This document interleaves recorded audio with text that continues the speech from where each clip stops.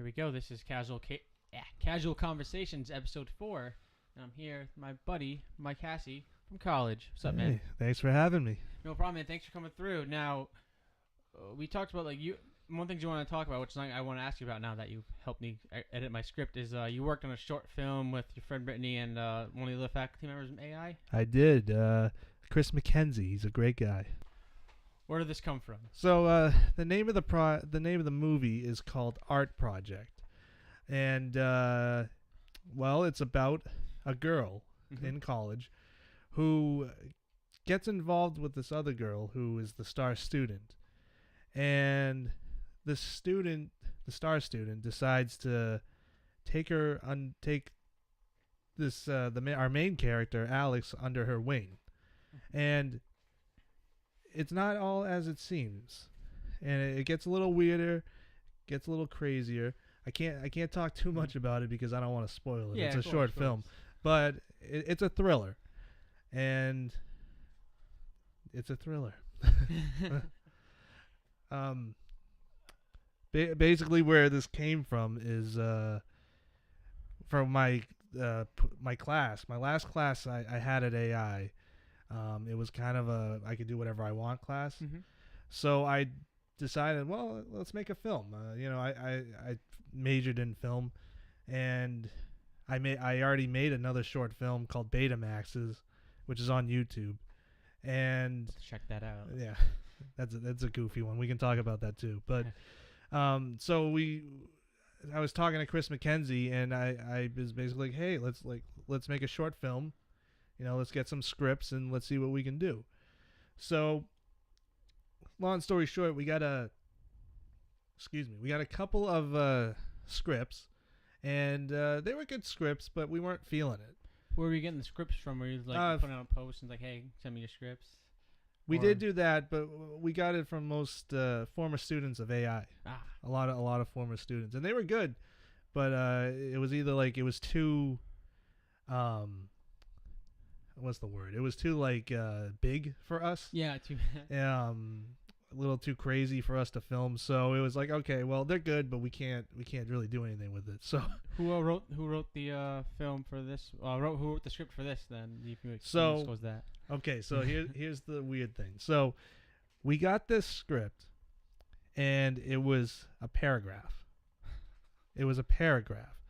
And we read it, and me and Chris read it, and we were just like, we like this. We really like this. All it said was, I'm paraphrasing, but it said, boy with camera walks up to girl, and the girl is sleeping on a chair. The guy approaches her with the camera, and she wakes up startled. That's pretty much all it said. And from there, I don't know what it was. Something about that just clicked with me and Chris, and we said, we gotta do this. We gotta. So, and basically, from there, I wrote a 17-page script from one paragraph. Oh yeah, so that was kind of that's with that help, of course. I had help, but it seemed like that little one paragraph was the spark to just make this whole thing fucking happen. Yeah. It's kind of bizarre. Put myself through hell for 3 months to write a script. I don't know. Did you ever consult with the person who wrote the original paragraph, or with not really, because she was she was actually having a kid at this time. All right. So she was kind of busy with that. So we would talk to her once in a while, just kind of tell her how we're doing. Forgive me, I forget her name, but she's a great woman. I'm gonna look it up actually now that But yeah, we So she's at least read the final product. She likes it. Did it go in a way where she thought it would kind of lead you to go? Did she imagine it to be this thriller that you created? Yeah, she actually liked it. Hell yeah. She did have this plan to sort of go that way. Maybe it wasn't the way that we brought it, but it was in the vein of the same. Yeah. So that was good. Hold on, I'm messaging Chris right now to ask the name. I want to give her credit. I swear, I want to give her credit. Hell yeah. So once you got the script, you wrote the 17 pages of it. So what was the next thing you did? Like because you and Chris already had from like the start of this been working together. Yeah. What was the question? Sorry. Sorry. So like, what was the next thing that you did after you got the script? You wrote like the 17-page script. So what happens next? I'm very unknowing of the whole process. I'm very interested in that process. So what happens next is we go into a corner and cry.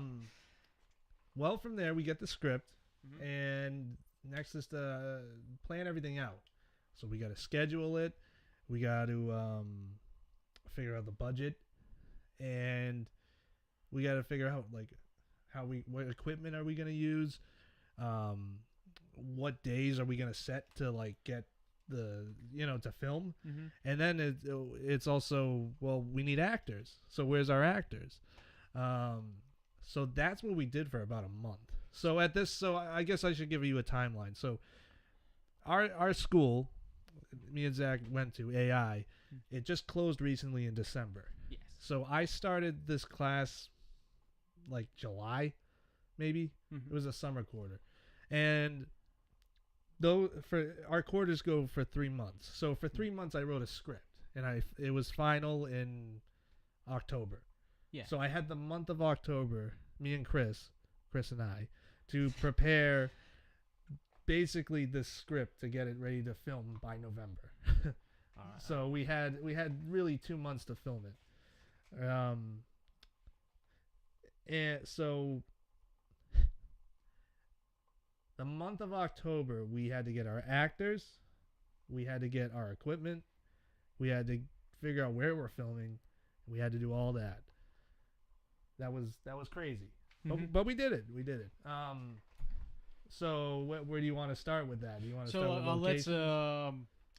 One thing we care about is casting. So like, where did you do like the usual AI thing? You just took people in Studio A? No, we got professional actors.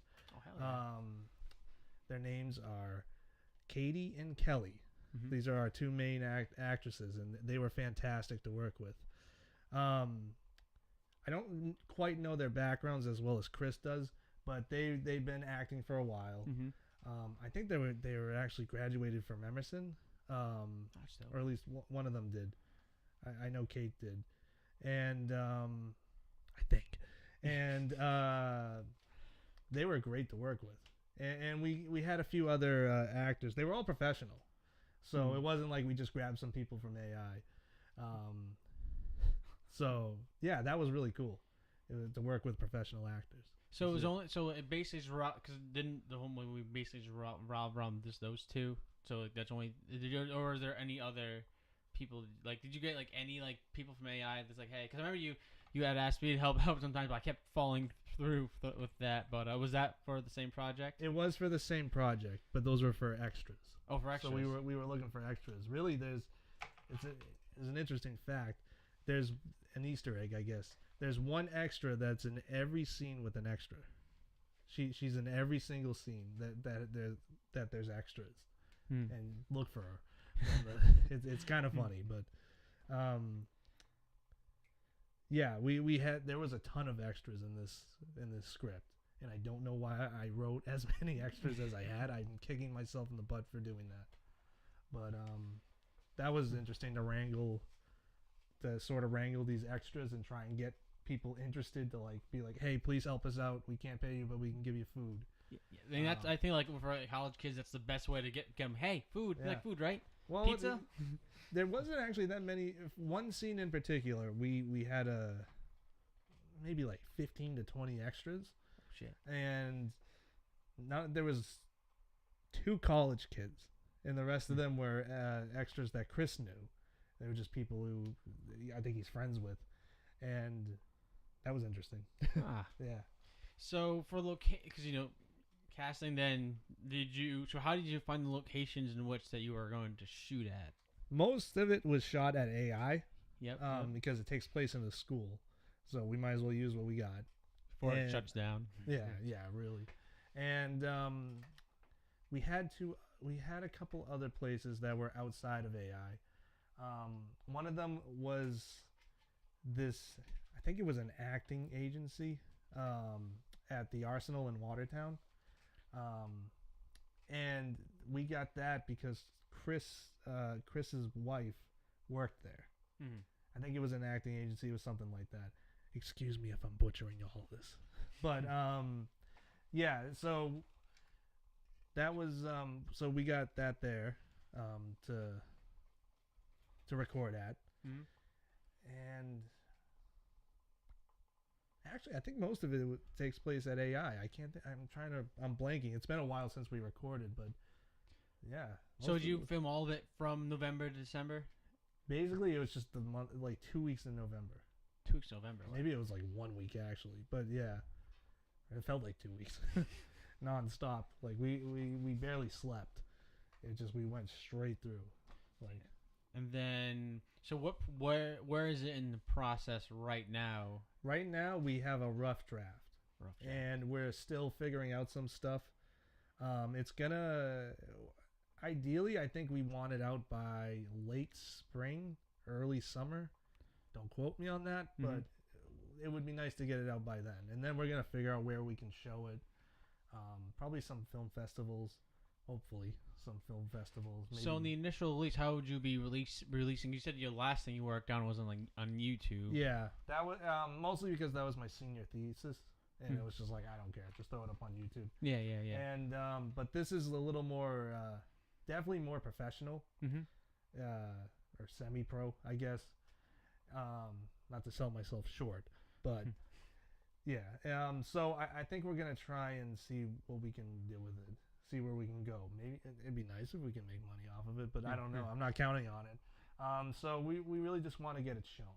We want to show what we've done. First of all, can you just bring up the mic a little bit? Yeah.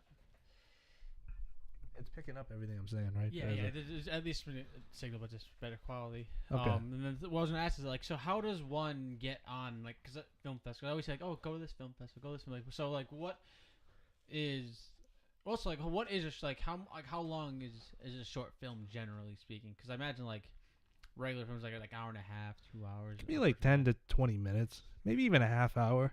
Because also, another thing I always think, when I think of short films, is the thing I see in like AI students and faculty too, when they have like that 48-hour thing or 72-hour thing.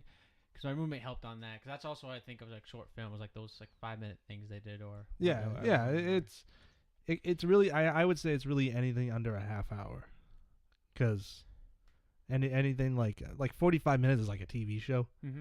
Or an hour-long TV show. So yeah, anything under 30 minutes is like a short film. Ours is about 20. Last time I checked. So yeah. Also, interesting. Let me message Chris real quick. I didn't do that. Oh, for the name. For the name. Oh, no problem. Good thing this isn't live. Yeah, we just cut this part short. Brief intermission, but you found the name of the scriptwriter? I did. It is. Her name is Casey M. Sanuk. I hope I'm getting that right. S-E... Well, I don't want to dox her. It's Sanuk. She wrote the page, if you will, that started this all. The spark that started the flame. Yeah. So, now... You said you have this down, so you have something else on YouTube called Betamax? I do. Betamaxes. What is that? What's that all about? So it's about a kid who, well, he's not really a kid. He's like our age. He's like in his 20s. And he drops out of school because he doesn't feel like he really belongs. Out of high school, out of college? College, sorry.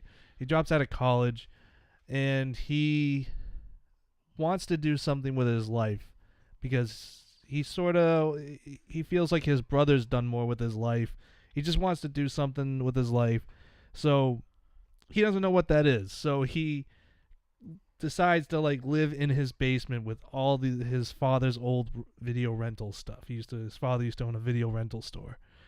And he just sits there in the basement all day, watches VHSs of just Home Alone and all these other movies. And eventually he gets the bright idea. In the year 2017, he's going to open up a video rental store and rent movies to people. even though his parents and his mother and his brother are not too thrilled with the idea. And it just kind of, it's just about him, trying to find himself, sort of. Yeah. And it's up on YouTube on the Creatively Desperate channel. That's like interesting. I think I saw a similar. Like, I don't know, it wasn't a while ago. Like, maybe did you ever see? I didn't see it, but it looked like an interesting movie. Like, please rewind or whatever. Oh, yeah, be kind, rewind or what? It's with Jack Black and. Yeah, was that something like that? I don't know if it like took place back in time. I just remember like that video rental store VHS because I haven't heard anyone talk about VHS in a while. That movie, it's not really like that movie. That movie, I don't really like that movie, but no, not really. It's different. It's a little different. Speaking of Jack Black, I watched a podcast with Jack Black, and he is nowhere near like the crazy wacky guy. I thought he would be on like podcast. He was just very laid down, like kind of depressing. Oh, really? Yeah, it bummed me out because I think of Jack Black. Pick a Destiny, School of Rock. Yeah. I can't think of any other movies that he's done, but like. Well, I just saw him in Goosebumps. They did is it like a show or a movie? No, like the movie. It came out like maybe a couple of years ago, maybe like 2015, 2014 or something. Yeah, it's all right. It's kind of for kids, but it was all right. He plays R.L. Stein in the movie. Shit. Yeah. It's funny how like they're. I remember like before we started the podcast, we were at CVS. I talked about like how like 90s, 2000s commercials are so much weirder. But now I notice that like a lot of these 90s, 2000s things that are they're weird are coming back. I don't know. It's because like people like us are getting in positions of power. Like, hey, like Are You Afraid of the Dark? I remember watching that. Yeah. That's coming a movie. All really? these like it was gonna be a new. I think it's gonna be a movie. I don't understand why they're making a movie because it's a show. They should just make it a show because it was based on different stories. But that I remember reading a series of unfortunate events in elementary school, and they're bringing that back. I even hear that they're bringing Harry Potter back, which kind of upsets me because I'm not a huge Harry Potter fan, but like to me, it ran its course. That's great. It's cool. End it. Well, is it like they're bringing back the main trilogy or like of just Harry, or is it like I think it's going to be about his kid. I know they have another thing. Yeah. It takes place in America. I know what you're talking about. Yeah. And it was like Johnny Depp's supposed to be in it and shit. Yeah. I don't know. Anything that's not start with Harry Potter is just bullshit to me. Yeah. I don't know. Like there's that. Like I always just kind of feel like Rampage, that movie coming out. That's based on a game I played on the N64. I mean, it could have been an older game too, but like. That's gonna flop. Oh yeah, 100%. That's gonna flop. Well, I think it's funny. It's coming out 4/20. I was like, oh, they're just expecting a whole bunch of kids to get stoned and watch that movie because like. In that regard, it's like Taco Bell on 420. It's gonna do great. Those new fries though look good. The Taco Bell fries. Taco Bell fries. Yeah. So I don't know. I'm falling for their like their like whole Illuminati thing they got going on. Have you seen the commercials? No, I don't. Yeah, it's I forget what the hell it's called, but they're like parodying the Illuminati with Taco Bell, and it's working on me, man. I gotta go buy some of those. Well, here's the problem with Taco Bell. For people in my area is that the closest Taco Bell you have to get on the Green Line and ride it all the way down, or you have to get a car and just drive to the Cambridge Galleria. But like for as long as I lived in Boston, I've only been twice. Just because back in 2012, the girl I was dating had never had Taco Bell, so it was like fuck this. We had free T passes because so it was like we're going there, we're getting you Taco Bell for the first time. That and my friend in the car was like, hey, let's go Taco Bell. But like other than that, it's just so inconvenient. The only thing I have around here is McDonald's, or if I want to go a little farther, Burger King. But I've eaten them so much, because like poor college kid diet. Now I'm sick of them. Just get off at Kenmore, go to Tasty Burger. That's all you ever need. Tasty Burger. Also, like for me, when I can't, if I go to if I have to go to fast food burgers, I think Wendy's is like the gourmet fast food. Oh yeah, everybody loves Wendy's. Oh, of course. If you don't love Wendy's, you're a Satanist. You're a commie. You're a goddamn commie. Yeah, you're a goddamn commie. That's my America. Fuck. So I remember I was talking about this before in the intermission, but like, writing in movies nowadays, like, where do you like? What's like a movie that you've seen lately? It was like, this is a great movie because for me, there's like a lot of movies just kind of to me seem like they're flopping, and also like it seems in movies, which a problem I think mentioned in my other podcast is like they they'll plan for a series, so that's why they'll not care. They'll do like a half-assed job in the first movie, and they're like, but but like there's gonna be a second movie that's gonna be even better. It's like, well, you should have hooked me in the first movie. Well, they gotta make their money back somehow. It's like the Power Rangers movie, like the new one. Before it even came out, I heard some red arcs saying, "Oh yeah, they're already playing for 2 through 6." I'm like, well why? First of all, casting Elizabeth Banks as Rita Repulsa, I can never be repulsed by Elizabeth Banks. So that was their first mistake. I've never actually seen that movie, and I had no intentions to because I was like, who wants to see a Power Rangers movie in 2017? I heard that it was like, for when it was trying to be cool, it just flopped. But then it was trying to be casually be cool, it was pretty casually cool. Like I imagine it's like, oh yeah, like I imagine it's like, oh yeah, all like the when they're the giant robots, like the Zords. I bet those are pretty cool. I bet there's probably some alright fight scenes, but everything else is just kind of like trying too hard. Yeah. Not everyone can be John Wick.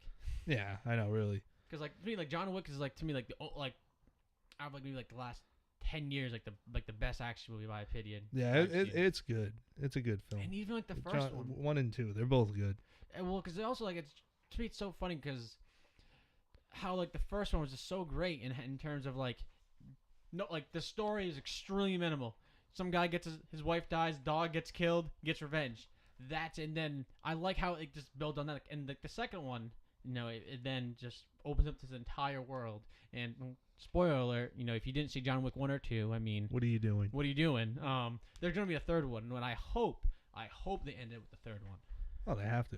Yeah, I hope that's like he kind of like clears his name. I mean, and then goes away in the wild. I say they have to, but there's gonna be like some spin-off TV show. Well, there is a spin-off TV. I don't know if you heard about it. All right. It's called The Continental. It's not gonna be about John Wick himself, but just like world. Isn't that hotel they go to? Yeah. Which I mean, like hopefully it's kind of like one of those Agents of S.H.I.E.L.D. type thing where it opens up the world but doesn't do anything to the movies. Yeah. Maybe it flex the movies a little bit, but we could hope. Yeah. That's like how they did Taken. They should have ended at 1.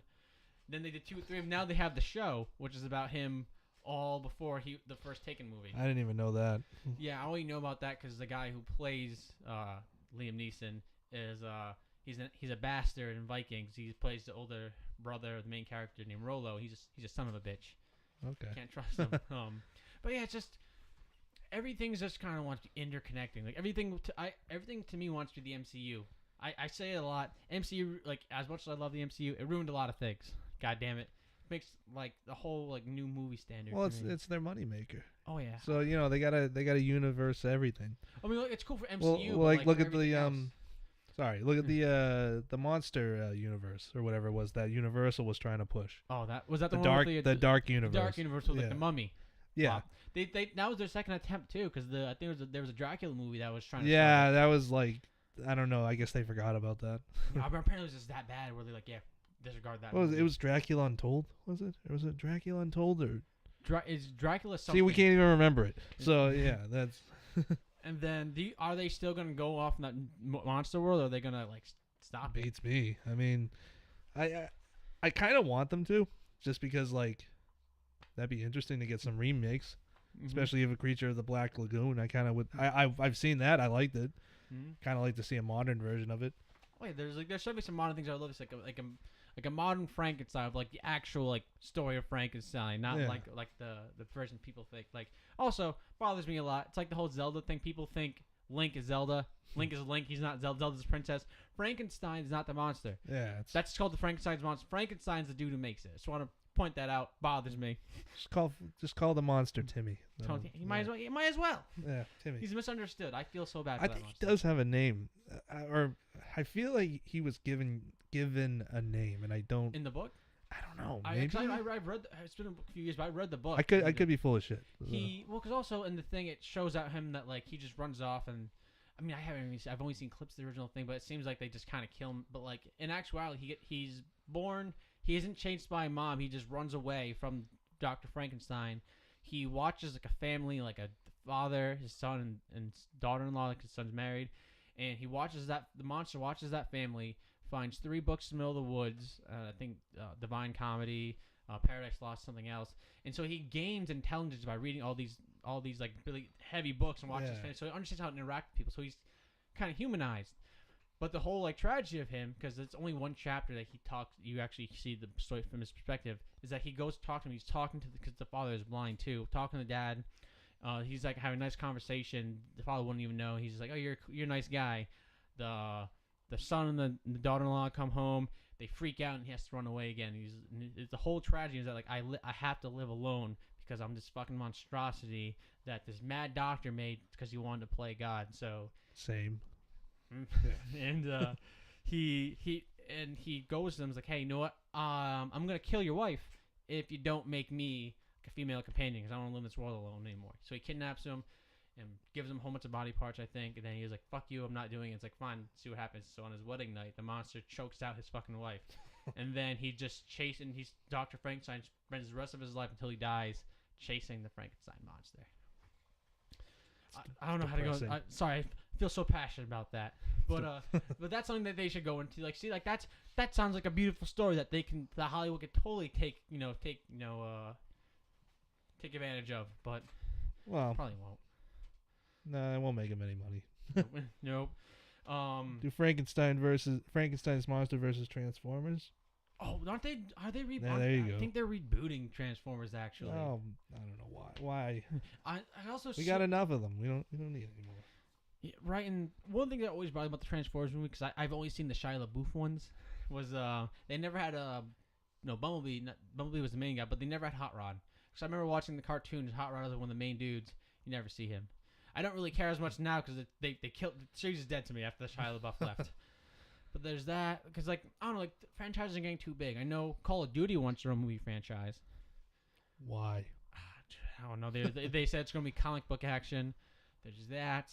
The Power Rangers. I think that's over though. I think it did so bad in China where it's not. They're like, we're not gonna invest in it anymore. Hopefully the John Wick thing ends. I feel like there's no DC. After Justice League, I heard that they have to redo everything. I mean, they probably should. It's sort of tainted. They seem like it seemed like they rushed it. Like, why would they put out a movie about villains when you about Batman villains when you don't have a Batman movie? You gotta compete with Marvel. I know it's the bad. Cinematic Marvel. They're killing it in comics right now, from what I understand. Or DC, I've heard the same. I heard Marvel comics aren't doing the greatest, but DC's are like in terms of like serious storylines. And it seems like Marvel has spread out with things. I picked up Batman White Knight. You ever heard of it? No, what's that about? So it's like alternative universe where Batman goes a little over the edge, and the Joker. I'm trying to remember it. I just read it like a couple weeks ago, or 1 through 3 a couple weeks ago. Basically, the Joker leads Batman to this like warehouse full of pills. Yeah. And Batman's been going over the line, even like Robin and Nightwing and Batgirl. Like he's getting a little nutty. He's going a little crazy. Batman's going a little crazy. So the Joker's like, look, these pills in this warehouse I'm gonna take. They're gonna make me better, and I don't remember why. I'm sorry. Just read it. It's good. Yeah. So Batman forces these pills down Joker's mouth. Like he gives him like handfuls of them. Like he beats the crap out of him, and then, long story short, Joker becomes sane. He becomes he's not a crazy person anymore. Mm-hmm. It's not, and basically he's like, look, I'm a sane person now, and he runs for mayor for Gotham. Mm-hmm. It's like, this sounds wacky and it sounds stupid, but I swear it's a good comic. You gotta read it. You gotta read it. I'm like my general rule of thumb has been with DC is like I don't care about anything about DC except Batman related things. Though I've had a growing interest in the Flash, and heard Green Lantern's also good, and Constantine is not nothing interesting. But have you seen the Justice League movie? I haven't seen it yet. I have real no interest in seeing it. That was the only DC movie I've seen. Just because my mom was like, "Hey, I'm going to see this tonight. Do you want to see it with me?" I was like, "I'll see it with my mom." And I will bet for the first 15 minutes, I was like, that looks all right. That looks very meh. And then because I realized like I was being an asshole about the movies because like I'm comparing it to the Avengers the entire time. And after a while, I was like, no, I was being a dickhead about this. I should just take it for what it is. And even as I did that, it wasn't that bad a movie. I don't think it deserved as much hate, but it seemed like they were. No, but like this is problem trying to compete with DC rather than doing naturally is that they're trying to rush things. Yeah. You know, and also for me, it's funny that like my favorite characters of that movie were the new ones they just introduced, which is like the Flash, Aquaman, especially Aquaman, and Cyborg. I thought all of them were great. Didn't give a shit about Superman, Batman, or Wonder Woman. Another thing that I think confused people is that they have the Flash TV show, and it's different than the Flash in the movies. See, like that's confusing to people. You can't do that. That's another thing what the MCU does. Even like they never go over the same heroes. Even and everything's still connected. Even though like the Agents of Shield doesn't interact with the world, it interacts with that. So they still coexist. Even the Netflix series, I'm a big fan. Like that's my favorite Marvel like cinematic thing. Oh, Daredevil. Daredevil. The Punisher is actually my favorite one. I haven't seen the Punisher yet. It's I heard it's good. I just haven't gotten around to it. I will say because like I was expecting it to be more like action, like an action movie, but it's not so. But it's still like really, it's a really great story.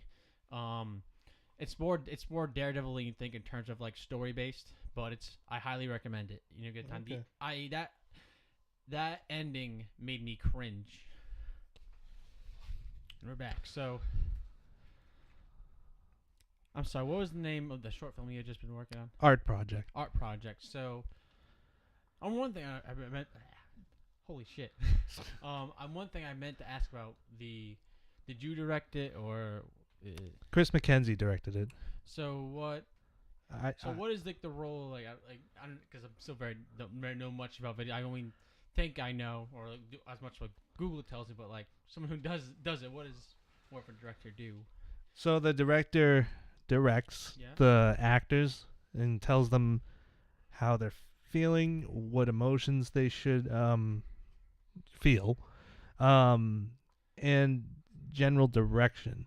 The director also talks with the cinematographer, which was me, and tells like what shots he would like to get, how it should look, how is the lighting the way it is, and then the cinematographer from there, or at least in our experience with the short film, the cinematographer would tell basically the rest of the crew what to do, how to get the lighting right, how to get the set right.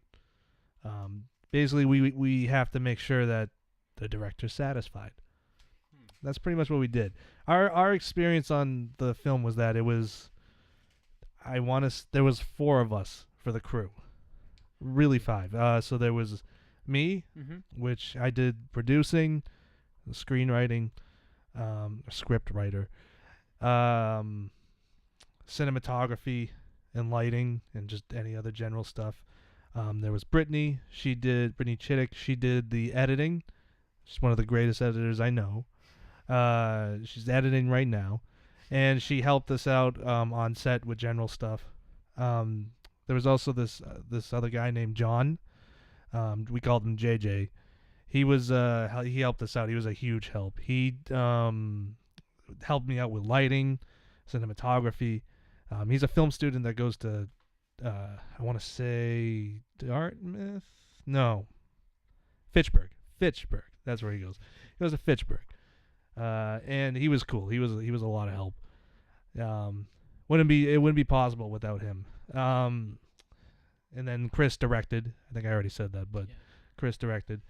And who else? We also had Brittany's father help us out on set. He was the craft services guy. He was the crafty. So that was cool. And that was our crew. That was pretty much it. And we pulled this off. That's interesting. So I also remember you saying before is that like you and Chris because you're a producer. Like I've always see that term like produced by. Never everyone's like it seems like from the outside looking like kind of like a loaded term. It's like it means a lot of things, but like for the most part, or at least in this situation, what was being a producer? So being producer was figuring out everything from the schedules to the budget to the equipment to the actors. It was everything. And that is usually what a producer does, sort of. It's different for everything, but for us, it was just basically being the manager and just being like, this is what's got to be done. The whole Yeah. project. Yeah. But we were more hands-on than a producer would be. So, because a producer wouldn't be on set. I mean, sometimes they are, but They more or less get like remote for kind of get check in like the people. they do like, and they ask questions. yeah, they do like the office stuff. Alright. They deal with like the investors and all that, which we did not, that wasn't our case. So, So in terms of like the editor too, like so Brittany would be doing like all the music and like scoring of it, or would that's something you guys were trying to find someone else to do? we haven't really talked about that, but as of now, I think we're just using some like copyright free music, like that you would find on that website that the school had. I forget what it's called. I remember. I don't know. You know what I'm talking about? Yeah. Well, right now, that's what we're using. I don't know what our plans are quite yet for the music. Mm-hmm. We're still figuring that out. But Brittany talks directly to Chris because he's the director, and the two of them kind of talk to each other about that. Hey, kitty. Just break it in. Close that door. I like kitty. Sorry, random cat attack. No, that's all right. So, I'll re-say what I just started. So Brittany would talk directly to Chris because Chris is the director, and the two of them figure out how to edit the film and what scenes they like the most. Because we take more than one take. Yeah. Because you have to. If you don't, then you're doing the wrong thing. But yeah, so they figure out what they like the most, or Chris tells Brittany what he likes the most, and then they edit it, and then we get our final product, or our rough draft right now. Now, in terms of like, what would you say, like, were other films or inspirations for like that, like you pulled in for the short film? So it's kind of interesting because It's just like a bit of a thriller, right? Yeah, it's a thriller. So there isn't really anything else quite like this short film out there. There is one thing, but we didn't take inspiration from it because I didn't know about this till afterwards, after I wrote the script. It's called The Shape of Things. It's a movie that came out like a couple years ago, I want to say. Maybe like in the early 2000s or something. And it's a similar idea of it. So if you know The Shape of Things, it's a similar idea of that. And I won't talk about it because I feel like I'm gonna spoil a little too much. Yeah. But yeah, it's similar to that. So I guess that's the closest thing I can compare it to. I really don't know what inspiration I got to write the script. Just kind of came to me, I guess. It was a drunken stupor one night, and I just wrote and wrote and wrote. No, that's not true. I mean, hey man, I ended up writing some of like my favorite lyrics just by being really like just drinking, or when I was younger before I could drink, I would just anytime I would like stay up so late to where it's like I'm drunkenly tired, I'll say, I would be overly emotional and just write all my lyrics, and I'd wake up like, oh god. I do find that the best time to write, at least for me, is like at 12, like midnight. I don't know why that is. Maybe it's because I just want to get done with it, so the ideas just start flowing. Like I could sit in front of a screen all day, and nothing will really come to me. But for some reason, at midnight, I'll just go. And it's weird. I could say that. I feel like nighttime like just is just a great time to write. It's kind of the end of day. Like I don't know why I try to do things. There's some things I do creatively during the day. I feel it's too light out. Like I write like things I write generally come from like a dark place, so it's you can't think about like anger, depression, all your sorrows when you hear the birds outside singing, it looks bright and sunny. You hear the kids playing outside and want to tell them to shut the fuck up. But at night, it's just I don't feel it's not like a goth kid, but like night's just night pain. Yeah, it's like South Park, but goth kids. I don't know, man. Darkness, Yeah. You have an inner goth kid. The amount of times I heard that as a kid, because I used to dress like a metalhead as a kid. I was kind of, I wasn't a hesher, but I was a metalhead. Yeah. And like you would just get like what was all the thing you said? hesher. What's Yeah, that? never heard of that? before. It's like I'm gonna butcher the actual like what it is, but I guess it's someone who just lives the metalhead lifestyle, 24/7, 7 days a week. So like they're just, I don't know. I've never met one because like I feel like it's just sort of it's a weird lifestyle from what I understand. There's a movie about it that I didn't really like. It's called Hesher. I guess it's just another term for a metalhead, really, but it's just someone who takes it to the extreme. Yeah.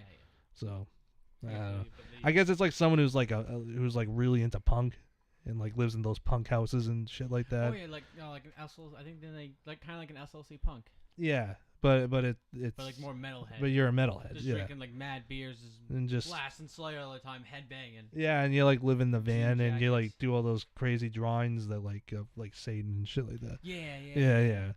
You're not actually a Satanist, but you're just like into it.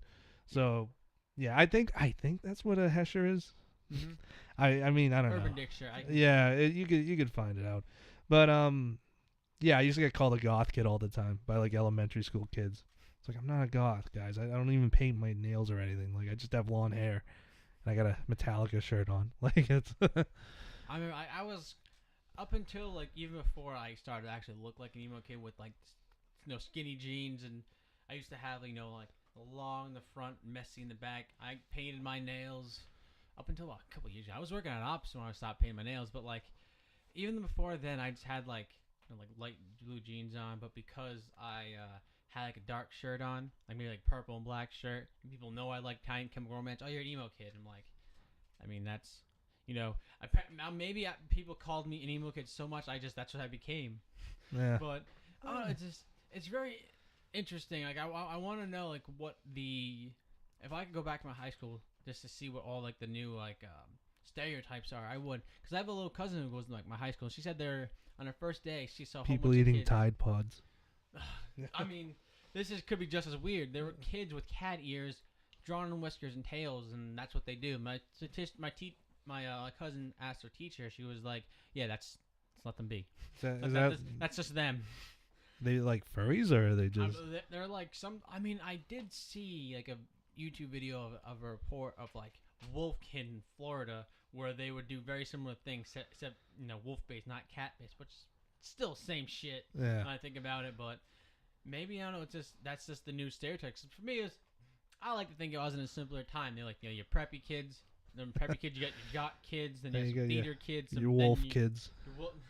No, turtle kids. Turtle kids. Yeah. Now we're gonna have elephant kids. Yeah. They just want to get. That's just new fat shaming. Oh, you're an elephant kid. Yeah. Your Shut Tide up. Pod kids. Tide Pod kids. Yeah. I don't know, man. Well, they're all dead. No, but, yeah. Yeah. Remember after emo kids, there came scene kids. I don't know if you remember that. Vaguely, I remember people. I think that was a little after my time, but I remember people making fun of the chicks, the scene girls or whatever. Is that the same thing? Scene girls, yeah. I mean, like, yeah. I have a shirt that says scene girls are overrated. But I'll tell you, when I was in high school, I loved scene girls. Didn't actually know one, but like from all like if you look up scene girls, 'cause I try to explain them to people, I'd always be like, man, I see like a whole bunch of girls ripping this off at the mall, but none of them look like this, and it always upset me. It's kind of like how people are like, oh, you hang out with all the emo kids, and I thought about it today. Well, not today, like recently. I was like, no, I didn't hang out with emo kids. None of them were like dressed dark, had that like haircut and eyeliner. They were all just fucking weird. I mean that with love in some regards, but in some regards I don't. Like specifically, I'll say like I don't like my ex-girlfriend in high school I dated for 2.5 years. She was fucking weird. All right, so people are like, oh, she's a scene girl. I was like, no, she's not. She doesn't even listen to scene music. She didn't even do like the scene. Like I don't know why people call her scene.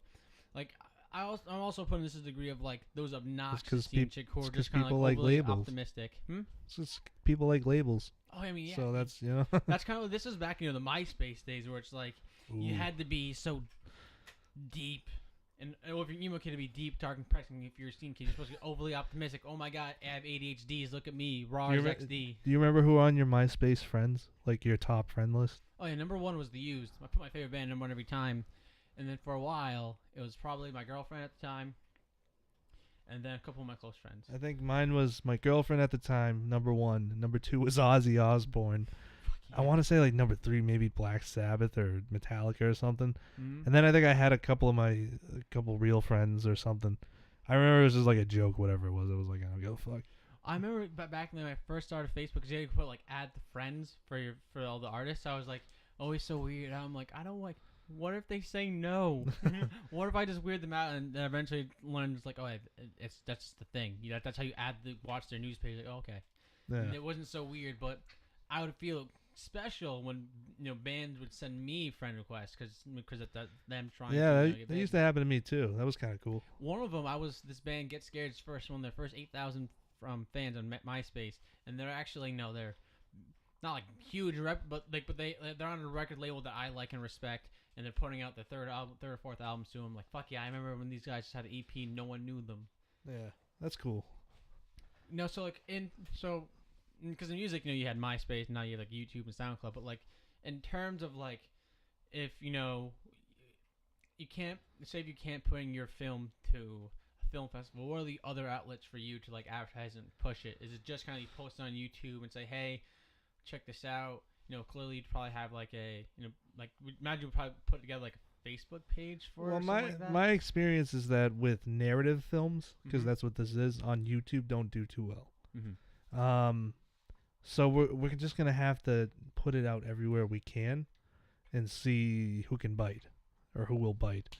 Like my Betamaxes only has like 200 like views or something, Mm-hmm.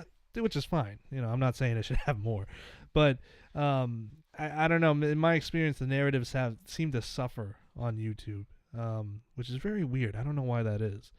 There's Vimeo's an option too, but like Vimeo's ridiculous because you got to pay if your like videos over like a certain amount like of a space, Mm-hmm. which I know ours is, so I'm not paying that.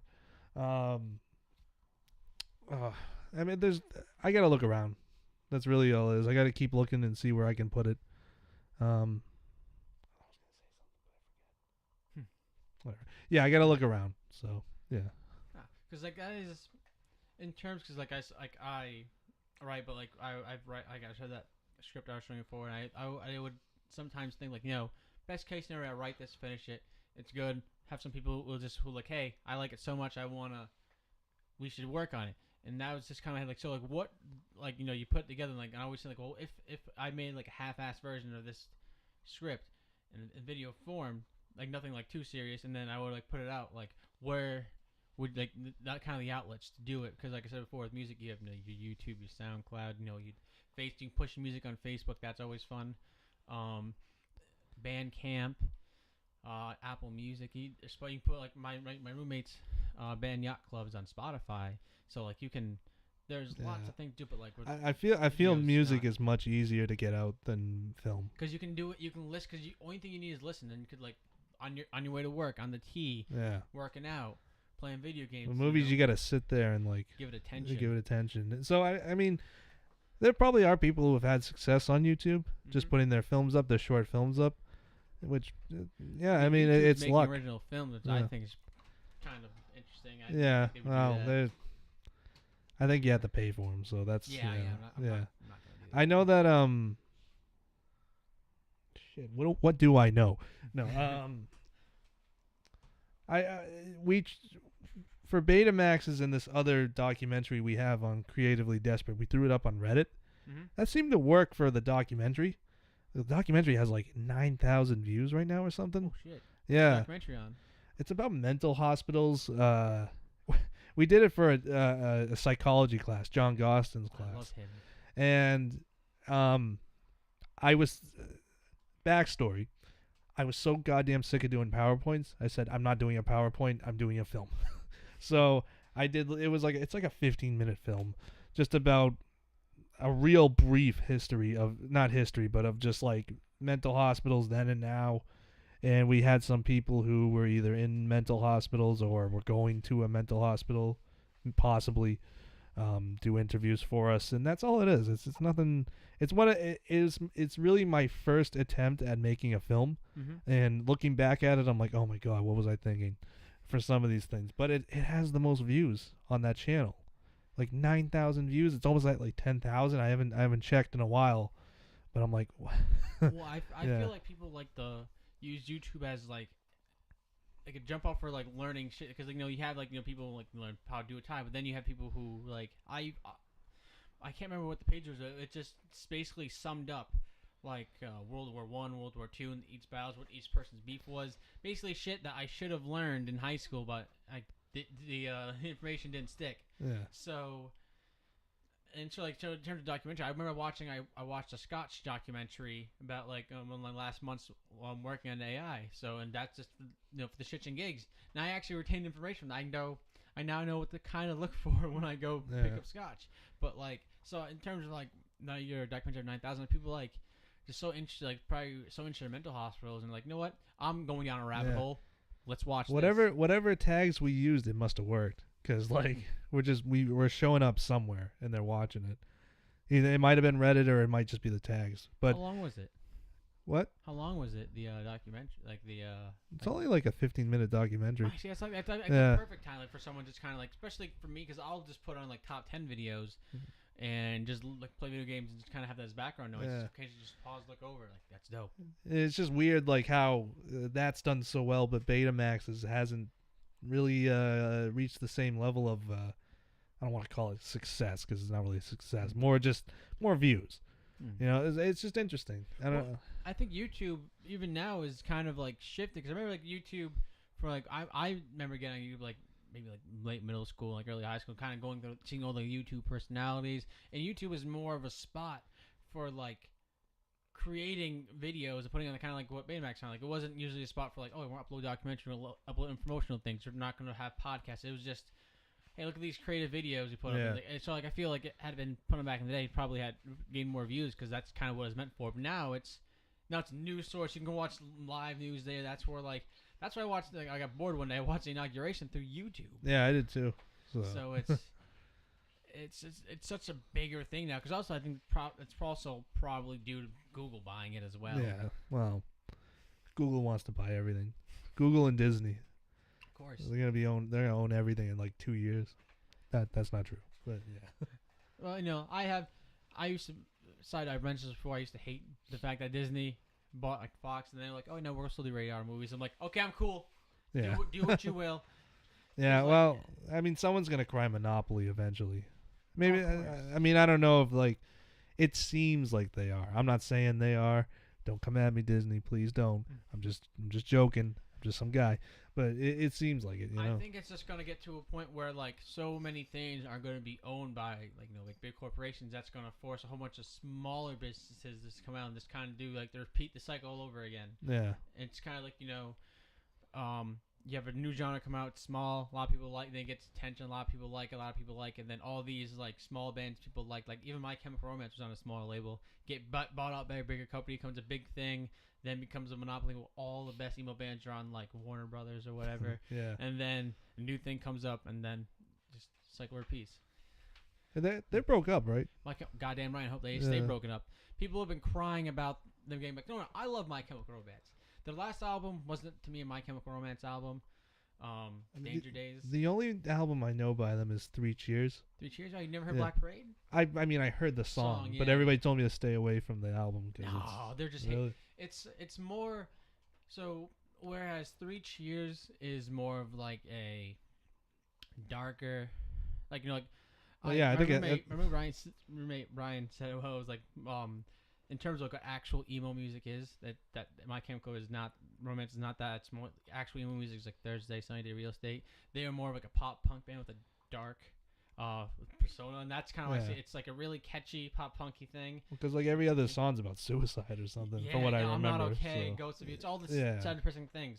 Whereas Black Parade is more of a big rock sound. It's very Queen. I never really listened to Queen, but Queen is a big influence on it. And guitar solos, big guitar sounds. I could see that.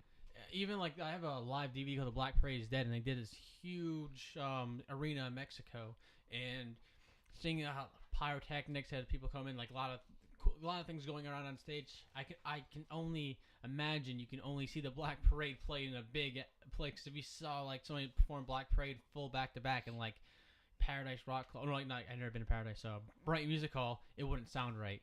Okay. It'd be very condensed.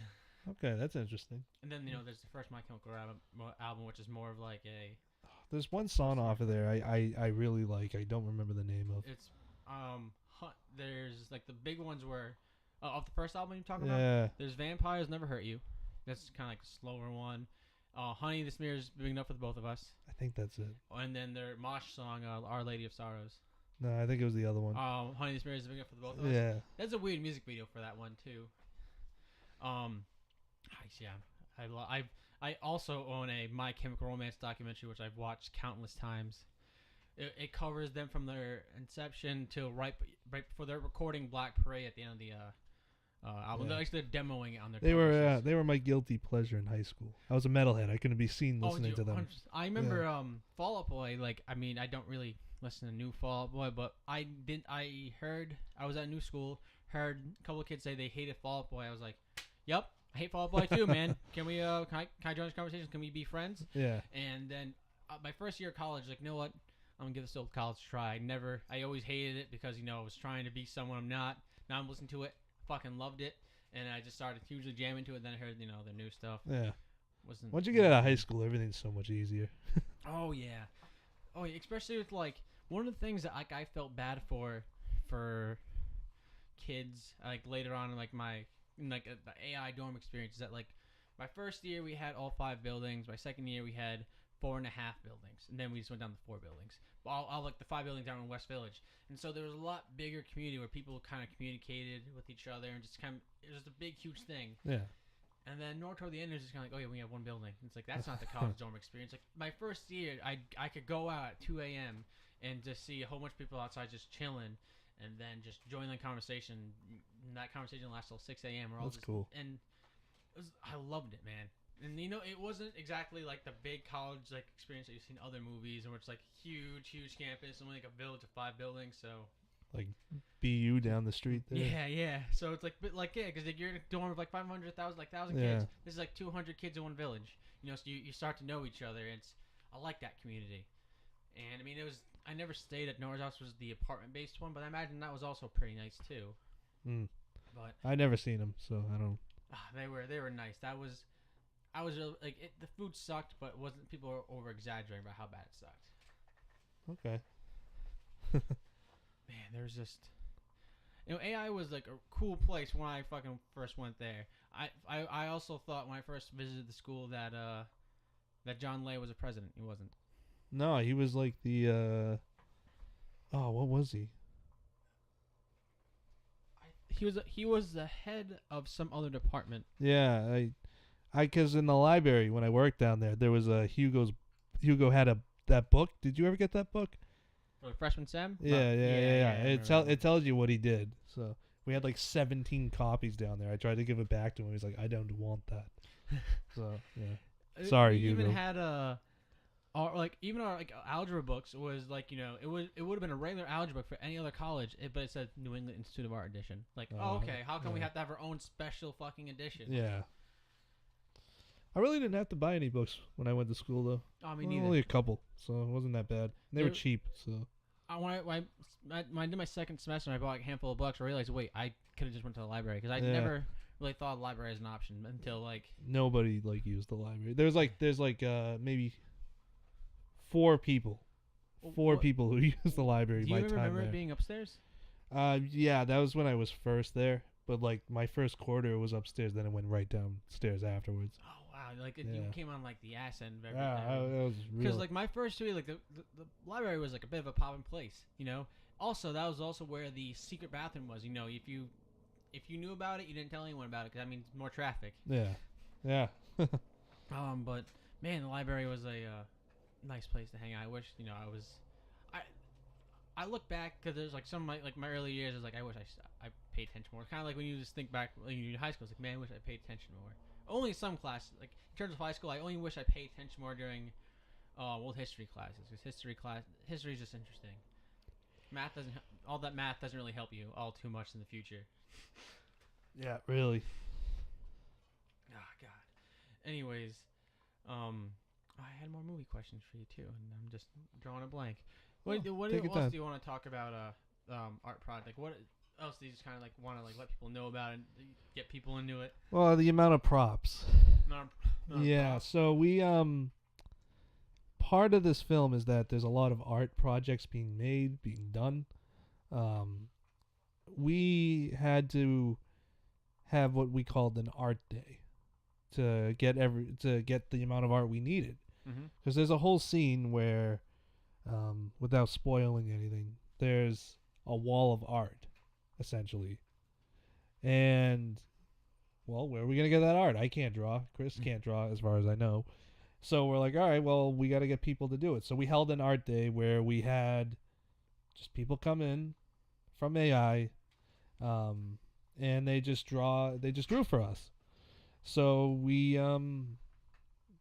had like a ton of props for that. We had a ton of art, and we also had some photographs, and that was cool, of Katie, our main actress. And yeah, there's a lot of props, and that took quite a while to accumulate. Huh. Yeah. There's you guys ever go in the photo studio? There's that like this little side room full of like random shit. I don't know if you guys ever, went through that. We yeah, I think we did. You want to get her see what she's doing? Just playing with the goddamn garbage bag. Stop. What's her name? Name is James Jinx. When I first thought I wanted a cat, I was watching Teen Titans, and the first episode of Teen Titans, they're fighting Hive, and one of the villains is named Jinx. Jinx, yeah. And I originally wanted a gray kitty, but my friends literally had 2 orange boys and a female calico, so I got her. Okay. Cute. Yeah, sweet. She was born on Christmas. She's a Christmas baby. So yeah, like that little side room over there. I remember there was like a huge mannequin over there. There's like a whole bunch of random markers, like weird prop guitars, and just a lot of yeah. things. We didn't use any of that. We just had to. Actually, no, we did. We did. There was some art from like older students, and I think Chris got permission from all of them, and then we just used it. There's also in the basement too. Yeah, we used the print lab to print. We have giant pictures of our main actress, and we use that to print it. So it's all in the film. And the last day of all right. So let me go back. So the other thing about this movie is we have a lot of AI Easter eggs. So if you went to AI, you're gonna notice a lot of stuff. We have posters from like 2005. 2005 to like 2010.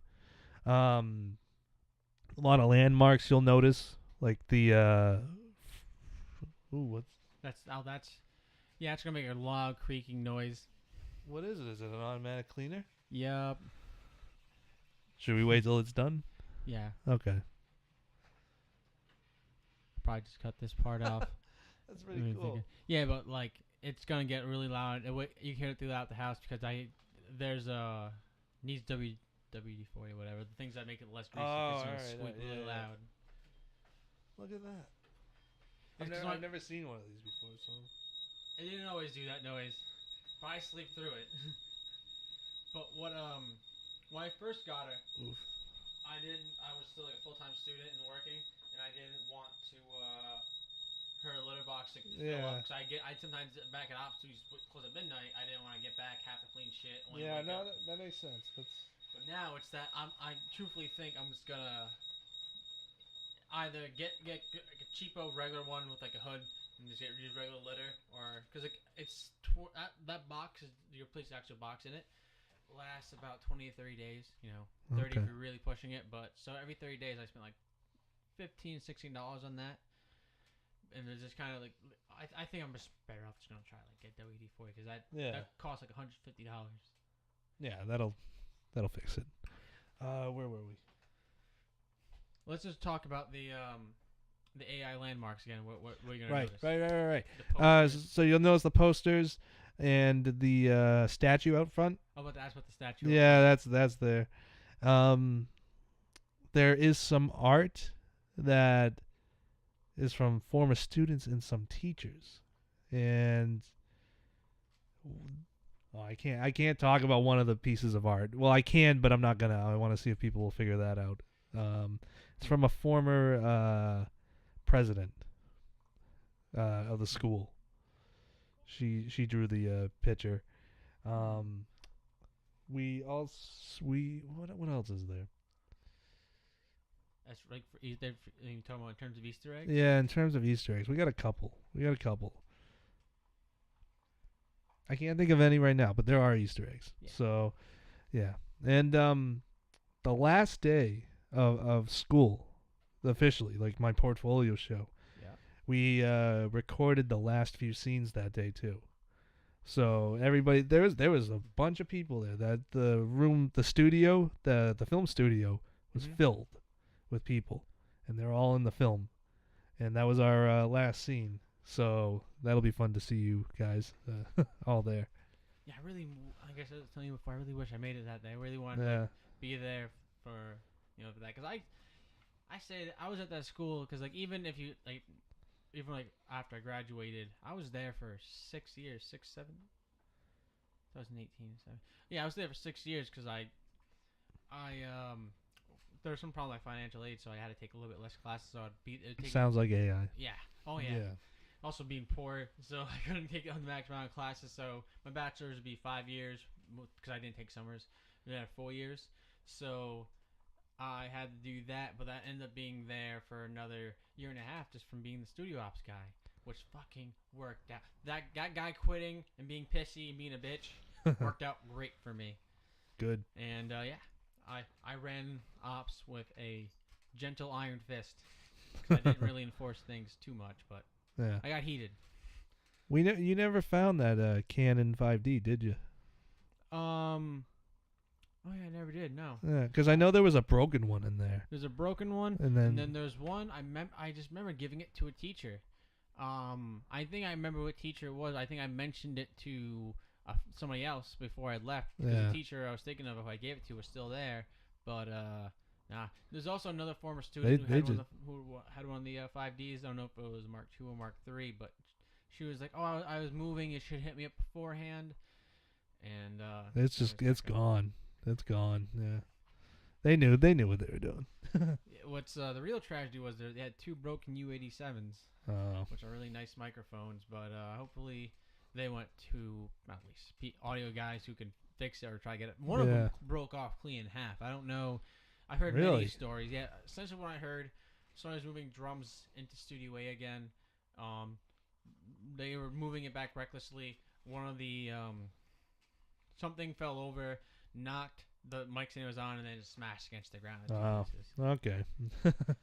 Yeah, like, and also too, the respect students had for the studio and the equipment was a lot better in my early years versus like my last 2-3 years. There were people that just didn't give a shit.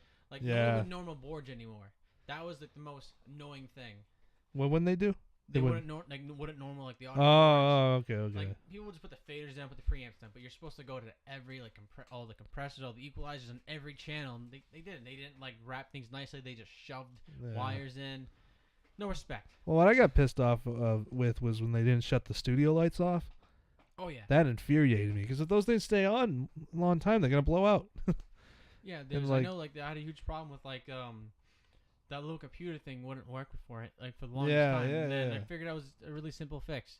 It's because like part of like the shitty part about me taking studio ops, manager position was that like they were asking me about equipment that like there were at one point faculty members that knew how to use them properly, but a lot of them left. So it's like, hey, how you use it? Well, it's old, and when I Google it, nothing comes up. Yeah, really. Well, they had all the old film studio stuff in a closet. Yeah. And I wanted to use it to make the Millennium Falcon, but that was because there was a point where I wanted to like recreate a scene from Empire or something. Mm-hmm. I'm like, I'll just use all that stuff and plug it in. That should work. I never got around to it. I regret it, but I was doing school stuff. So. That whole thing didn't look like a sci-fi setup when they had that old TV studio there. Yeah, it was ridiculous. But it's a good thing they got rid of it because it was all like obsolete. So. What I feel really bad for in the end with like and all the stuff school shutting down is photo students because my first year we had West Building, which was we were at Brookline Village, right? And one stop before at Brookline Hills, they had another building, and they had really? Yeah, that was where the print labs were for them, and I think they had some for audio students. They had some listening and analysis classes there, but they had actual like big photo studios with like big tall ceilings, whatnot. Like they were like decently like how the one studio for once like for one like studio of it was the size of the actual photo lab we had at the end of the day, maybe a little Okay. bit bigger Okay. too. And they had I think they had like 3 or 4 in one building. They also had a separate studio op, and that was mostly for photo stuff. Cause even like back in the day too, I didn't really notice it because I didn't use studio ops too much. But we had the 2 windows for A side and B side. Okay. That's interesting. Yeah. So like when you were there, was there a second? Did you ever see the second audio studio ops window open? No. Yeah. Damn. There was a lot of because I don't know if you know. Did you ever know that I was an RA for the dorms back in the day? No. So yeah, and that's another thing that's like AI is a big part of my life, not in terms of like me being a student there, but I worked there as an RA for 8 or 9 months, and then I was working studio ops, student worker, and then studio ops as a student worker and manager from 14 to 17. So it's just that's a lot of my work. That's most of my resume. But even when I was back in the day, though, they'd have big, huge school-sponsored events, like in the. Well, I remember one time when I was there, they had some sort of like outdoor. That's just the water heating. Oh, okay. Sorry. Yeah, it's cool. Sorry. I remember back in the day they had some sort of like the fall fest. Yeah. They used to be like bigger like sound like like more sounds like stuff music playing. They used to have a couple stands. They used to have like they had like some weird game or something. They used to be a lot bigger, a lot more extravagant. It's also before we cut down students. Yeah, no kidding. Man, it's just so depressing to see where it went. Because when I was an RA, it was so fun. Every month they would give me a budget. It's like, hey, you have to throw 2 events. You have 160 to spend $80 per event, and Really? do it. Yep. So you have to spend all the money too and give back receipts and whatnot. So I would do. They can't go after me now because that company doesn't exist anymore. This is when I would buy like all the drinks and food because that's how I get people to come. Yeah. I would buy maybe like 4 things of Powerade. I would put 1 in my room, 2 in like the area, and then 1 in the office. And then because if those 2 went out during the event, I would get the 3rd one from the office and then go, we have no more. But then I'd buy groceries for myself. And then and at the end of the day, even with all the extra food and whatnot, like anyone who went was like, hey, you can take all this stuff because that's meant for the students and them anyways. Yeah. I remember like, there was one thing, my favorite event, 2 favorite events. I captured a flag, which gained a lot of people did it right. It's a great way to meet people. Team exercise. Yeah. Like you had to kind of not like tackle people, jump, get to rip the flags off and shit. And then we had a drunk goggles and high goggles. I made fucking obstacle course out of tables and chairs and like the little common area, and people were, like I remember trying to run it. I banged my ribs really hard, and then I made them run around. Outside there's like a little squiggle of a walkway. I was like, hey, put these goggles on. Don't walk on grass so you fuck up. And I had to make them do that, and they kept fucking up badly. It's so fun. Yeah, it sounds fun. AI used to be more. That's why I get a little bit upset because when I see some of these people go, yeah, AI was a terrible place. I'm like, AI became a terrible place after. Look up the Yelp reviews. Yelp review. Oh, you want? Yeah, look it up. Now. Yeah, they're hilarious. Part of me it feels like whenever I read these, it's like people who they showed up to the school expecting an easy degree, or they got their degree and then they're just salty that they can't get jobs now. Like, well, yeah, look, 2 stars, 2.5 stars, 2 stars, 23 reviews. Because here's the thing: people who really like the school don't write reviews about it. Yeah, well, that picture isn't even accurate because that's a culinary program. We don't have a culinary program. We never had one. This picture isn't accurate. So the only accurate pictures. Yeah, are I the don't ones even think this outside is of the school. Yeah, I don't even think any of this is right AI. This is Neil from end of last year. I got exactly 4 stars. I got exactly what I needed from their interactive design program. That's a good one, I guess. Yeah. 1 star. There is no proper reason. There's no proper way to review the school. It's a miserable place. There's a reason why the government is suing the Art Institute Corporation. Well, I mean, the reason why I hear the government suing them is less to do with their actual academic program, more or less that the people who were running the school were trying to advertise themselves toward poor families so they would get money from the poor, extort money from the poor families and the government. Not, the poor academic. First of all, this AI was originally an audio school, then got bought out by Orange. So like, it's mostly an audio school. And then other things are, if you don't really care about getting extravagant degree. I mean, not to say like downplay any of them, but like we were a radio school, like so like that's. It's pretty clear when you go to this school that it's audio centric, right? Which there's like not to knock all everything else, but it's like because I got a good education there. Because like, at the end of the day, the people who were teaching us were like people who worked in the industry and who are really respected, who know the knowledge. Yeah, and they know their stuff. I mean, look at this. This lady wrote like a whole paragraph. Go back and read some of it because it's ridiculous. Well, it's probably not ridiculous. I don't want to say that. The faculty is quite possibly a joke or non-existent. Let me see. What is your major?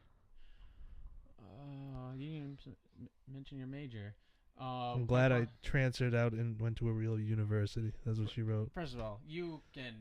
I mean, I can't really speak for anybody else. I mean, teachers have interacted while working at ops, but even all those teachers interacted, for the most part, were great teachers.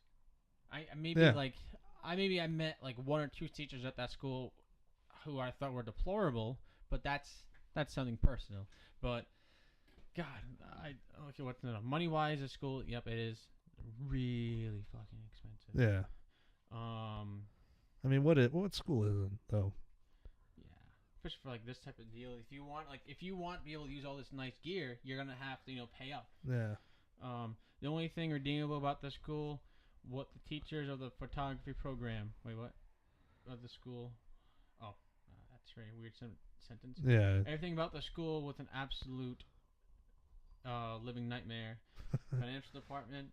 I don't care about financial shit. We know that sucks. It sucks at every school. It's not just ours. Yeah. The career services was even more of a joke, promising students at the school's reputation had far reach into the working world of arts. Okay, here's something. When we say New England Institute of Art, this isn't like if you want to learn how to make a good fucking song, be John Mayer, go to Berkeley. This is more like we teach you the technology. Like you're not that's another problem with I had fucking audio students. There's this kid named Zach who went there. He dropped out. He went there. He's an audio student. I talked to him because he was from Rhode Island, and he was like, "Yeah, I'm switching to graphic design." It's like, why? It was like, "Well, I came here I want to learn how to record myself so I can become a better artist, and do that." But clearly, this program is about recording other people. I was like, that's the fucking point. If you want to do that, you should go to Berkeley. Yeah. I mean, because back in the day too, at least for the audio program, I don't know if it was like that for everything else, but you had to not only visit the school once, you had to have an interview, one-on-one interview with one of the academic people because they wanted to tell you about the school and they wanted you to ask questions to make sure that you're fit for the program, so you don't become like that because you end up switching to graphic design and then dropping out. Well, I mean, we had some kids in film who were they were like into acting. I was like, why are you here? Why? I mean, there were some who were into acting, some were into screenwriting. We have classes about script writing, but like we're not really a script writing school. Yeah. Nor are we an acting school. We're definitely not an acting school. It's like you're in the wrong place. You're getting the wrong. You're not. Go to Emerson, which is much, much, much more expensive than AI. Let's see. This is 2014. School for no real dorms and often were under code as far as safety and health concerns. They were highly expensive dorms for 2015. So after. I can't speak for that. Well, they had two dorms, Pine Manor dorms. So I'd say that for the most of it, except for one. They also had Nora's house, which was you passed that in the Beeline. It was right near this 24-hour Star Market. It was a literal apartment building that they would fit 2 or 3 people into. Sometimes 6. They had like super big ones. But what happened to them? That company who was supposed to keep upkeep on that building let mold get everywhere. So that wasn't the school's fault. And then they had moved them to another dorm, which I stayed at, which was terrible. It was like a halfway house for kids with rich parents overseas. So they would just like they would go to their parents like, "Hey, I want to go to America." They send them to live out of this building for while they live here in America. I don't think they were actually attached to any schools. And we'd stay there. Dude, meals were only 7 in the morning, 7:30. No, yeah, 7:30 in the morning, and then 7:45 at night. And they would only give you like things that I could go to the store and make. Sounds like prison. Oh yeah, dude. And they only like gave you like tap water. And I'm reason I'm bitching about this because like they charge the same price for that as they would Pine Manor, which is more secluded, more privacy. You have cooked meals. Granted, they weren't great cooked meals, but more cooked meals. You actually have a variety of drinks to choose from, and you can also go there from 5:30 to 7:30. If you got dinner at 7:15, you got no dinner. Yeah. Okay. And they didn't, and also like when they offered up dorms, the other dorms in the city, they gave out food cards. I went to the dean at the time asking for food cards because I wasn't getting my meals. She didn't give me any meals. In our general education classes, teachers would often never show up for the classes that we paid for. Bullshit. Bullshit. Nope. That's not true at all. I have never had that happen to me. If they did, they had someone come in and say, look, there was a problem, they couldn't make it. Or they would just text us or something. Like, that's not true. This school has practically ruined the lives of my fellow students, myself, and more importantly, my family. My family shouldn't have to suffer this much from me. Just wanted to go to college to get a better education, which the school did not provide. Okay. Group is spotty at best. Most of the teachers I had were very wonderful people who did learn, and I did learn things, but ultimately not the skills employers are actually looking for. Also, astronomically expensive in comparison to the quality of education. I should have gone to computer college and became a web developer. 5 years later, I'm still drowning in loans without graphic design job. School is not worth it. Alyssa B. I mean, one of the things I was salty about the school, I'm not going to name who my teacher was, but I'll say the only advice he would give is like, well, you go to the studio unannounced, and you go to the guys like, hey, let me buy you a cup of coffee, and then you start asking them questions. Like, look, I'm not going to go to a place I want to intern at when they unannounced and being like, hey, can I buy you a cup of coffee? Dude could be fucking really busy. I know, really. And what I ended up doing, I emailed a place like, hey, I'm interested in interning. Can I come by, see the place? And the place I ended up trying interning at, I went to the guy's studio. We talked. I helped him record drums. And he took me to a bar and we got burgers. And he was like, I don't believe in free interning, but I'm not really, I don't make a lot of money. But so what I will do is when I can, I'll take you after like a good day of like doing studio stuff. I'll take you out to dinner. Like, I appreciate that. I mean, most of these people got to understand too that like we're going to art school and you just don't get a job. Some people get lucky. Yeah. I mean, you have to do a lot of grinding. You have to sacrifice a lot of your time. It's a lot of freelance work too. Yep, and you have to be able to make sure you're freelance to the right people to get your name out. Because if you freelance to someone and they don't talk to anyone, that's a dead end. It's a dead end connection. Yeah, we can't all be like 50 Shades of Grey. Get a job right after. God. The real fantasy. What else is there? Just burn your money instead. And while you're at it, find some nice teachers and burn their reputations. I don't know. I don't know if that person's talking shit about the teachers or saying that teachers who work there get a bad reputation. Yeah. However, a good percentage of the teachers are destructively misinformed. Many of them are the direct result of the school itself, going from failing to transition into workforce to teaching at NEIA and passing along further disinformation and cluelessness. I don't know about that. Yeah, I don't know. I'll be happily to say I disagree. A lot of people who are working there are people who not only worked in the industry for a long time, but are still working in the industry.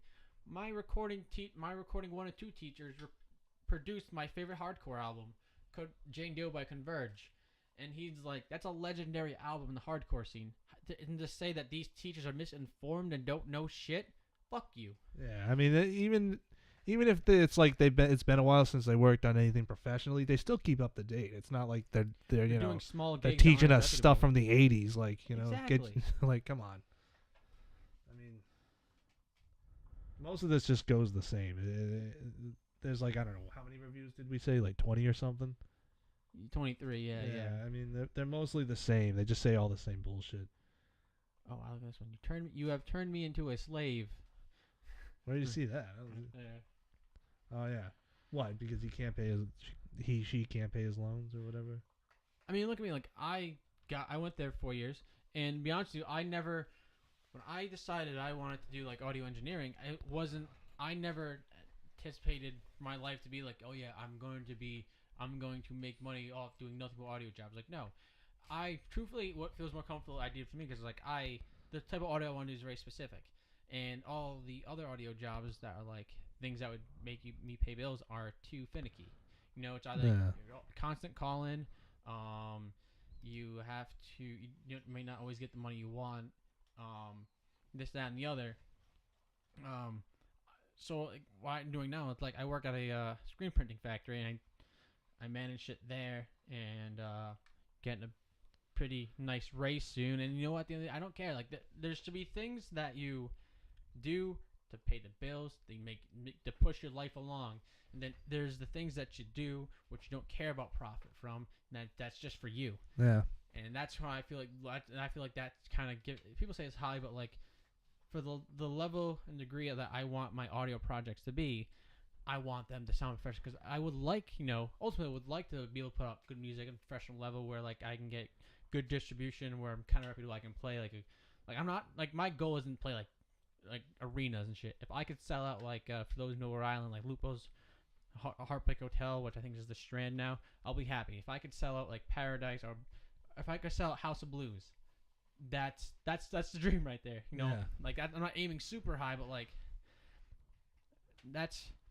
but like you can't get to that level just playing around. I want to get it's something I want to get serious about. So yeah. I don't see myself doing a whole bunch of hotel gigs as pushing me forward. I mean, it probably works for some people, and all power to you, but like that's not the path I want to take. I'd rather not kill audio in my mind by doing a whole bunch of useless audio shit. Yeah. This is what bugs me, is like a lot of these comments, they start talking about the teachers as if they're like clueless and terrible, and I don't understand why that is. I have never had a teacher there who was clueless or terrible. I've had some teachers I don't like agree with or necessarily get along with, but I didn't say they're terrible. They still did a good job at what they did. But like this, I learned all of the professors of NEIA were all completely clueless as to what it takes to actually break into the industry. Well, that's not true. It's just that's a lie. This is written by someone who's just like salty, I guess. How long ago was this one too? 2011. That's why I went good old AI. Yeah, I mean they just keep going on about it. Well, actually, no. Sorry. Oh, sorry. Yeah, that went a little too far. 2014. Oh, I bet you I know who Kim T is. I will say, if that's who I think it is, you went into the school with sneaking in behind another student, start like on video, I think maybe live stream even, going up to like showing up the schedules and saying like they're talking shit about the schedules, but you're also showing like a private institute schedules to the world. Like you shouldn't, like that's too much information. You know what I mean? Like I don't think it's the biggest deal, but like it's evasion. It's a bit of invasion of privacy. You don't need to give out other people's schedules. Yeah. They were going there. They were using the printer paper and ink to print a whole bunch of flyers against the school. It's like, well, this doesn't do anything to do with the school. These are for the students, and you're wasting their supplies. And then they went up to the president with like a big meme in their hand and saying, "We're coming." And it's like the lawsuit's coming. Yeah. The protest. And good old protest. There was 5 of them, so some protests, and they were marching around outside. Quote unquote protest. I wanted to tackle them. Because my thing is like, it's less about the message. I understand if you're upset at the school, because the school has done like the shitty things that have come from NEIA. I feel like a lot of them come from Pennsylvania, not from the actual people there. I always saw that as people who worked at campus gave a shit, gave a fuck about their students, and went hope for the best. People who don't interact with school at all, like a Pennsylvania, that corporations, EDMC, they don't give a shit. No, they don't care. You could tell when they always came to the school too. They were like always wearing the suits. They were, They were never like really interested. Yeah. Like, so, how's productivity going? Yeah. But did you make us money this year?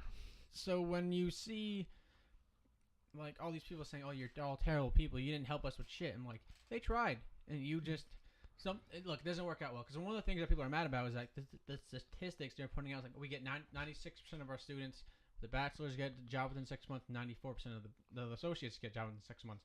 They don't tell you is that a lot of those jobs are like, yeah, I work at a work desk. I answer phones all day and talk about audio equipment when I need help.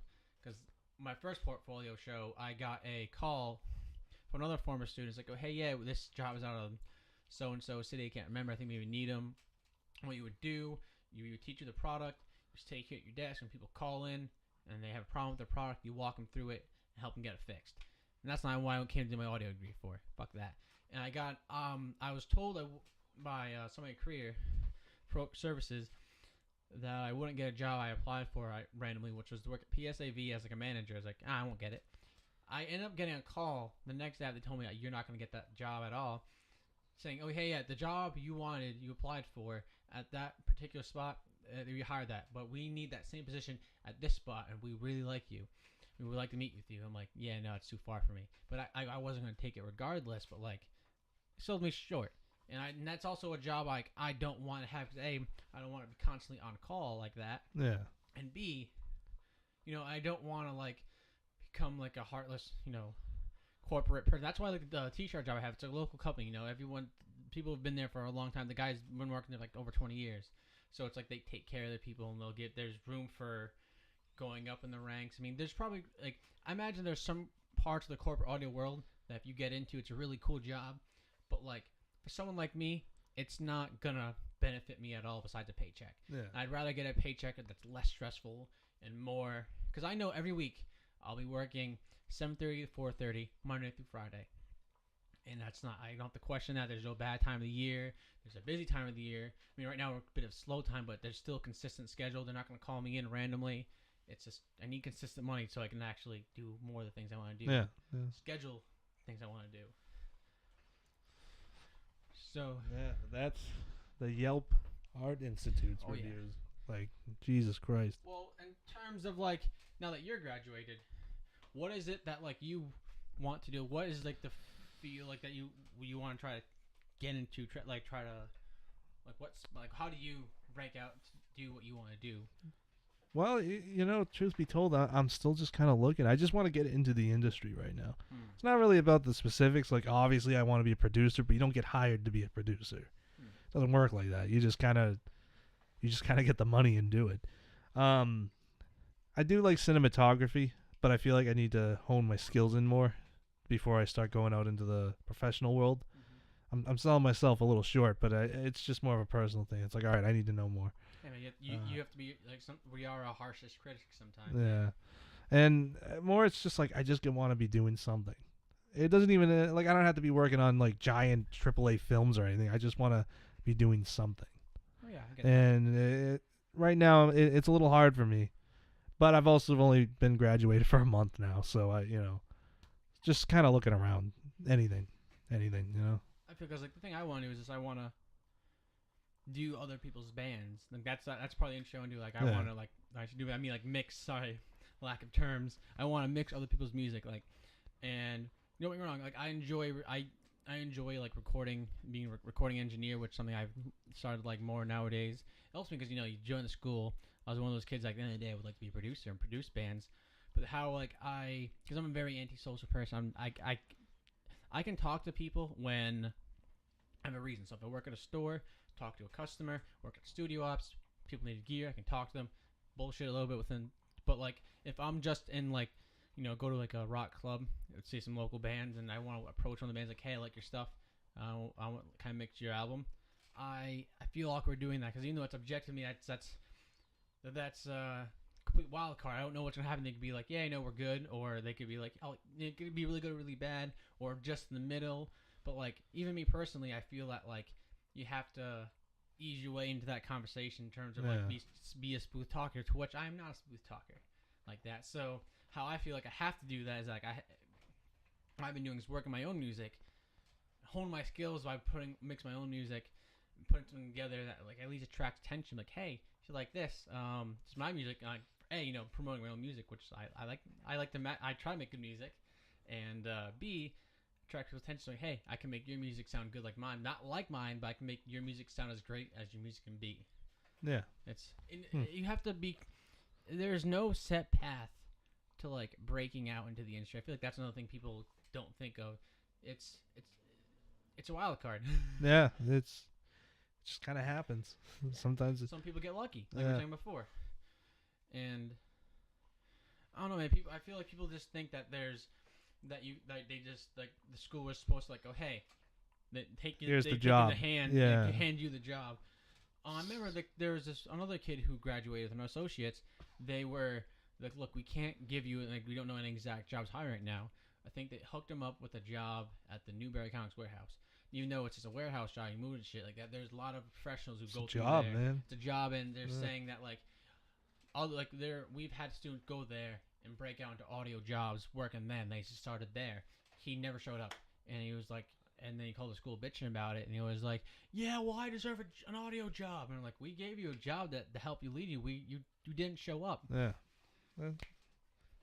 It's kind of like I heard another story from talking about like another girl who was getting mad at the school and saying, yeah, they failed the class and they never tried to help me. He's like, we set you up with a tutor, and you didn't show up for your first 3 tutoring lessons, so they just gave up on you. Yeah. I don't know. Some people just don't get it. Oh yeah, some parents just don't understand. What is going on out there? I don't know. This is just there's a lot of families and a lot of college kids, I believe. I Yeah. feel like Brian's probably in college town maybe. don't Next know. door, my neighbors, it's like I think it's some type of Christian group because you can hear them humming and getting Oh, really? together in group and singing like It's a cult. it's. Dude, I'm thinking so, man. I'll be playing games, be really into it, and then I'll just turn music down. And all I hear is ah, and then my roommate said that like they saw them outside all like huddled together and singing songs. Oh, you gotta move, dude. You gotta move. This side. The September's and the lease is up in September. Yeah. I sleep with a sword next to my bed, as you can see. Yeah. It's good. Good. I have multiple knives. I'm set. I'd like to get a gun, but Massachusetts can be a bit weenies about that. Yeah. So yeah. I try to do what I can. But I don't know. So, are there any movies that like? So what's next for you in terms of like what do you want to do? Like you break out an inch, but like for like a personal project, would you want to write another movie? Would you rather find some movie to work on? Yeah. You wanna write something? I either want to write something or find something to work on. What any type of genre you're looking toward? Or you just kind of, or if you were to write something, what do you think you would write next? I have an idea of what I want to write next. Mhm. I can't give away what I want to write just because I really like the idea. But it involves it's like a comedy, drama, thriller. Drama. I guess you would call it a drama, but it's not really dramatic. It's more just like serious story. yeah, serious. And I guess I could talk about it a little bit, but it's the idea of someone wanting to be free, and basically he wants to go live out on his own and be free. And a lot of people like this idea. And is Pro Tools frozen? No, I was just making sure. I like looking over it, make sure it's still going. But it's still good. Okay. Good. Yeah, and it's really just this idea of this guy who wants to be free. I can tell you about it after the podcast, but I can't 100%. do it right now. I feel that you yeah. can't have video evidence of it. Yeah, pretty much. And I've been writing a few ideas. I'm just sort of getting all these crazy ideas and just trying to make sense of them. And it would be nice if somebody's script just fell into my lap, and then I can maybe see if someone will give me money to make a movie out of it. But that's you gotta know people.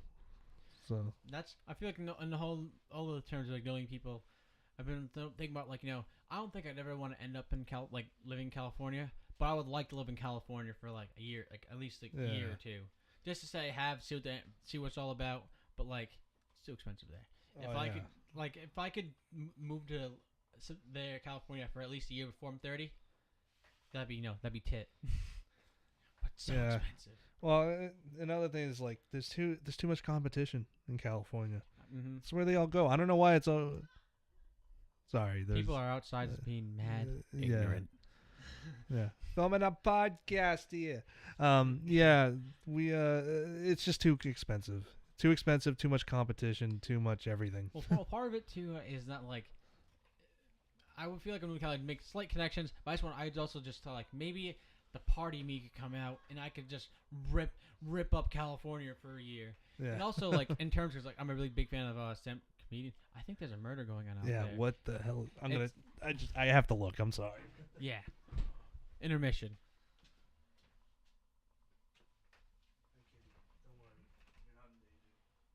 I think there's just.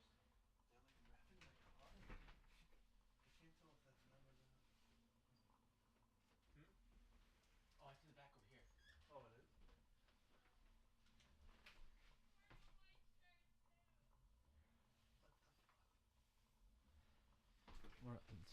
There's a couple of broads standing in front of a car outside, and I think they're begging to get hit.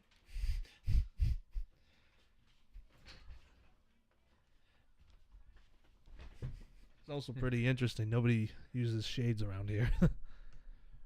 Yeah. So that's the problem. So when I first moved in here, I didn't have blinds on. I don't have blinds on my windows, and I had no curtains.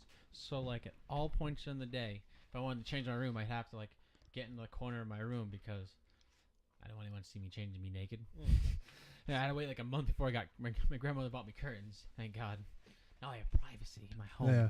You have privacy. Nobody else seems to care about privacy. Oh yeah, I mean, the religious cults too, caring about their inner workings, they care about what I'm doing. Yeah. Well, like your neighbor down there, like I'm pretty sure I just saw him just hanging out like on the floor, just chilling. Like, dude, what are you doing? Put some shades up. Like, weird. Yeah. That's Boston for you. Yeah. What is that? What is up with that in cities? Like, I notice that whenever I'm driving around cities, nobody uses shades. They're just like whatever. I think maybe there's a sense of like, I mean, nothing to hide. Because there's some people, even I'm walking home, I just look to like, I look around. I end up looking toward the left and looking at buildings because they're more interesting looking at the street, looking into people's cars. And I see people with their windows open. There's a couple people who always have their windows open, especially the one on the corner. I've seen them, with his cats chilling on the windowsill. I've seen him just play video games. Saw like a little gathering over there. It's like, this kind of feels stalkerish because I look at this guy's window every day. He's like, hey, what's my buddy up to today? But I have no idea who this guy is. Peeping Tom. I mean, it's going to get to a point where I'm going to look to my down to my left, and he's going to look up to his right, and we're going to make awkward eye contact. But maybe then he'll learn to close his goddamn curtains.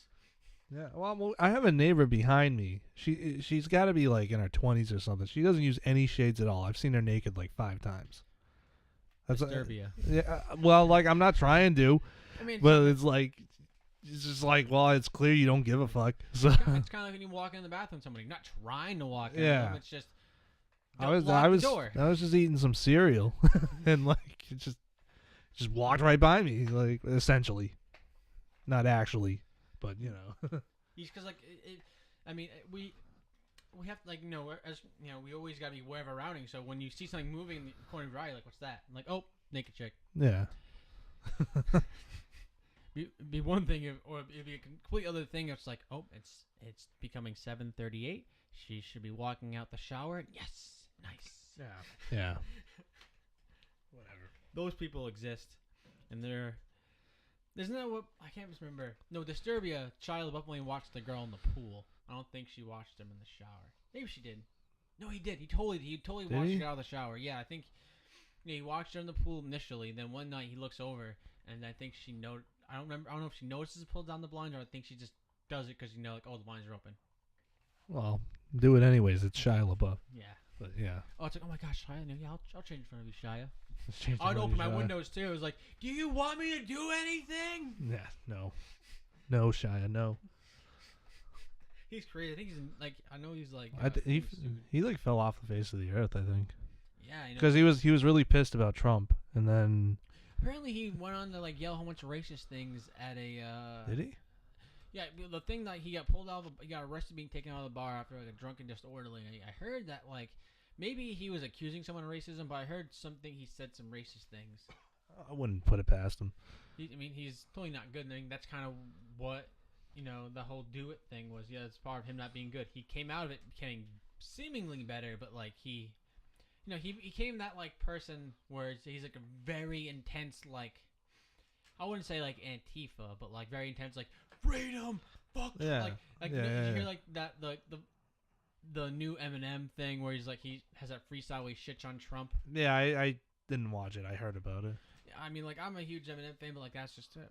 I mean, some of the wordplay is interesting, but like I'm just sick of hearing political ideas from people. That's why I'm just kind of like I'm just like I want to enjoy my life. That's some of that shit sucks, but like it's out of my hands. I can be I'll take in the information, but I don't want to talk about it anymore. Well, you're gonna hear it for another like 3 years, so yeah, just get ready that's for why that. I try to be. I don't try. I guess I don't try to be ignorant. I try to take in things I know for a fact. I'm like, okay, I don't need to talk about. Well, I don't like. It's called an echo chamber. Oh yeah. I think it's an actual saying. That's all it is. It's just you keep echoing over and over again. Your ideas. Well, I mean, one of the things I'm doing in my life to make me happier as a person is I'm trying to stay off social media. In terms of like. Oh yeah, me too. Me too. I've replaced Facebook with Instagram in my life because like I don't see like hugely dumb I don't say dumb, but it's opinions and beliefs I don't agree with that other people like generally believe in, and it's just part of me is like that's dumb. Then like I'm starting to keep consistent dumb posts. I'm like I feel alone, like I'm alone in my opinion, and it's like I shouldn't feel like that because there are clearly people I've talked to people about like my opinions and beliefs and shit. And I know I'm not alone, but it just makes me feel very alone. So if I go on Instagram, I follow for the most part like a handful of friends I started following when I first got Instagram. Then I just follow a whole bunch of suicide girls. Because like suicide girls just post their photo sets, and that's very interesting. Because I'm like, oh, look at this hot chick. Look at this hot chick. Oh, look at this ant. Look at this lion eat this deer. Because I like to pick up nature's metal. And it's just things that's like, oh, okay, I'm done wasting my time scrolling until I get sick scrolling and then go something else. Because in Facebook, you get, for me personally, I go down rabbit holes. If it's not people's opinions reading their comments of arguing, you see like one 15-minute funny video and then it just plays another one and another one and another one. Yeah. I just need to just cut all that shit out of my life and do more things like, not even creatively, like read a book, watch more. I'm trying to watch more movies. Like, yeah. Yeah, I was never part of that generation that used social media, really. I have it, but it's... Well, how old are you? I'm 26. Oh. Yeah, so... I mean, I was like, when MySpace was coming out, like, I got hooked to MySpace, and I got hooked into Facebook, and I'm just trying to get that out. Yeah. Because, I don't know, like, I feel like the people, like, when you see someone on Facebook, that's what they're trying to advertise. That's them they're trying to advertise. And then we meet in person, and like, not that they're different, but it's like, yeah, they seem to be very all about this, but that they're not really all about that. They're an actual person. Like, there's so many people. Like, some people on Facebook is like, that like, dude, this person seems like a total dumb fuck, and there's like, they seem like a total cuck. I like that word. And yeah, I love it. I've been using it ever since I heard it. And then when you read in person, like, like, they're not that bad. I can have a conversation with them, and then you realize like, they're being on Facebook makes me more hateful toward people when I shouldn't be that hateful toward them. Yeah. No, I get that. Your cracker. Your cracker's on the floor. Oh shit! No. My grandmother. I want to give out shout out to my nanny because she hooked it up with some Thanks a Lot Girl Scout cookies. Yeah, let me get one of those. Oh. Fuck yeah, dude. And I gotta use the bathroom again. Sorry. No problem. I'm probably go jumping right after you because I too chugged a Gatorade. So I remember in terms of saying before, one of the things I'm trying to do now. So I'm trying to watch more movies. I mean, I've watched plenty of TV shows.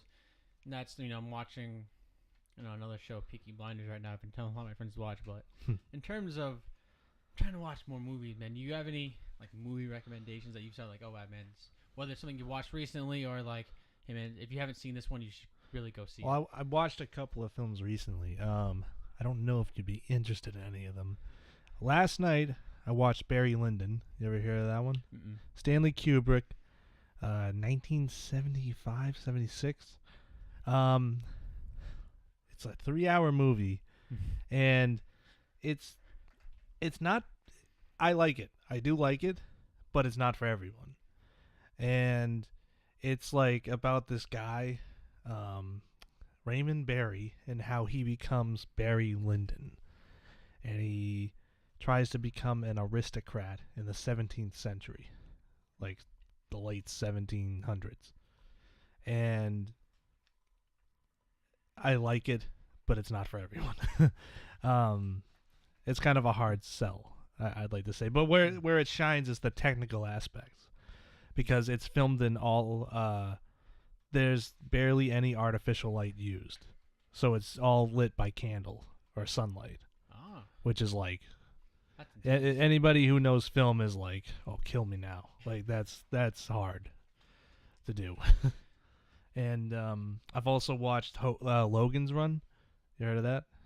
Logan, is that that's not the new movie with? No. This is another 70s film, and it's like about this post-apocalyptic world, and these group of people live in a bubble, essentially. It's like a dome. Mm-hmm. And they go through this ritual called the carousel, where when you turn 30 years old, they kill you, they vaporize you. And the idea is that when you get vaporized, you get reborn into like another person, or like something like that. It's kind of well known, but it's a little goofy, but I liked it. It's goofy. It's like me. Like it's not a comedy. It's just goofy because it's like from the 70s, and it's like kind of like all right. That's interesting.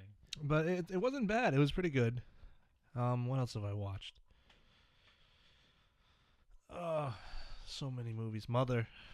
You seen Mother? That's a new one. I think who's in that movie? Jennifer Lawrence. I've heard. I think I've seen a trailer somewhere for it. And I was like, oh, that looks. It's supposed to be like intense, like thriller or like some type of intense movie. It's an intense movie, but it's really not at the same time. It's weird. It's not like a comedy or anything, right? No, it's not a comedy, but it's not a horror either. But it's like a drama, It's like a drawer.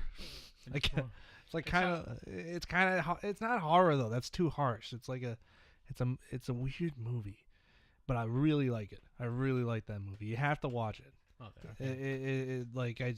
That one you gotta watch. You don't have to like it, just watch it. That's the best way I can put it. All right, I feel that. Because it's at least regardless, it's at least a weird experience. Yeah. You got to experience it, and you might not know what's going on, but if you do, it's gonna click. You're like, this is kind of familiar. Why do I know this? And then when you, it might click with you somewhere in the movie, and you'll be like, oh, I get what this is, and then it's like that type of movie. Yeah. So that's like once you figure it out, that's like kind of the twist for it. Yeah, it kind of is. And it's weird because some people, I watch some reviews and some people just don't get it, or they people didn't get Inception either. Yeah, that's true. But yeah, check that one out. What's up, cat? You want out? I'll let it. You know, that's don't let her fool you. Sometimes she does meow. Oh, she does. Mike the hero. Hero feline. I love cats. Me too. I love cats. What else did I watch? So many movies. I rewatched Cloverfield, but if you've seen Cloverfield, you know. I think I've seen it once in high school. It's been a while. I like it.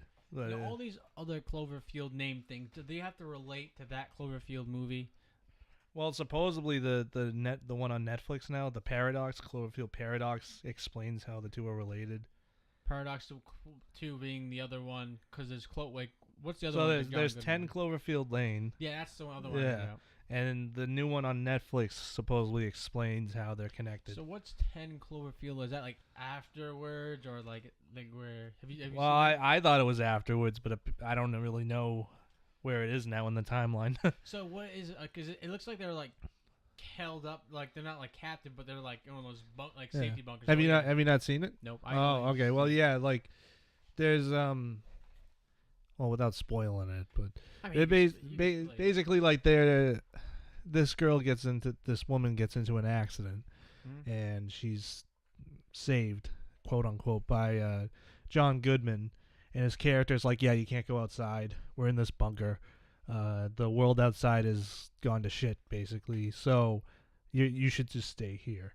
And well, she doesn't like that. She starts freaking out, and then she witnesses something outside of the bunker that makes her go, "Oh, well, maybe he's telling the truth." But later in the film, you find out like, well, is he really telling the truth, or does he have some sort of agenda? And then I won't spoil it, but it's sort of like a thriller. You kind of see some crazy stuff happen. And in a weird way, it is sort of like the first one with the creatures, I guess. Spoilers, the creatures. There are some creatures in 10 Cloverfield Lane. I know I said I wasn't going to spoil it, but now I'm spoiling it. I always thought there was the main big thing in Yeah, there is, but in 10 Cloverfield Lane, there's these like creatures. Yeah. Okay. Yeah. It's not the same one from the Cloverfield, but the new one on Netflix might explain how the two are related. I haven't seen it. I'll eventually watch it. My friend in high school when Cloverfield came out was really into it because he went to all like the websites. Yeah, well, they did a really good job marketing that, because he like even the main characters had MySpace pages. I remember that. You could like add them on MySpace, and like I don't know if they talked to you or anything, but like I mean that was pretty cool. And then they had all the websites and all that crap, some that their slusho or whatever it is. They had some sort of slush, and they did a good job. But I really like when like things take the extra mile and do.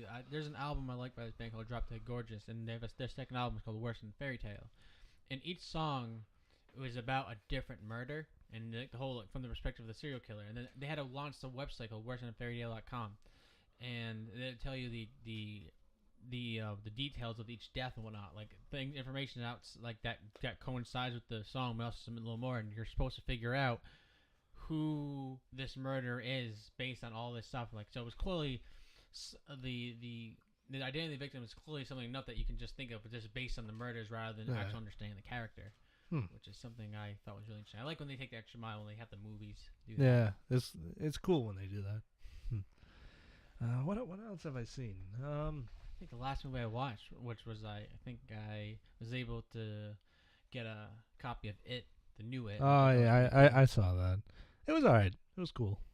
I wasn't really biggest fan of the original. I thought it was alright, but I thought it was a straight up movie, but I was like, oh no, it was for TV, so I was like, oh, that's why the original was kind of dumb, anyways. They had that really weird bike scene that never happened in the book, just kind of like uplift things. Like there's a lot of things. I also didn't like the constant back and forth. I like how the new one just this is a childhood, and chapter 2 is going to be this is them fighting as adults. Like good. Yeah, it didn't really do it for me, but it wasn't bad. It wasn't a bad film, just not really for me. Shit, what else have I seen? I watched it recently. Yeah, no kidding. I think I've been out. I think I've been doing what I said I didn't want to do. It's been watching that Peaky Blinders shows because they're like 45-minute episodes and drop it. I mean, I've been watching like some TV shows like American Dad and Family Guy. That's about it, really. Family Guy wasn't doing too great this last season. I heard it's just more the same.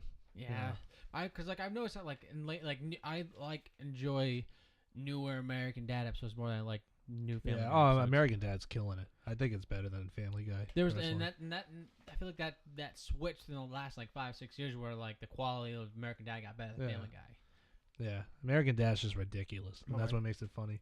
I've also been watching The Simpsons too, which I watch more of the older seasons than I do the new ones, but I think everybody does that. I don't really got into Simpsons too much. I was alright with Futurama, but like I appreciate the humor of Futurama more than Simpsons, but I just never get that. latched on it. But you know, like it took me like the last few years to realize how much of a South Park fan I am, because I watch all these episodes like, wow, I really love these. I never realized how caught up I am with them, how funny I think everybody is.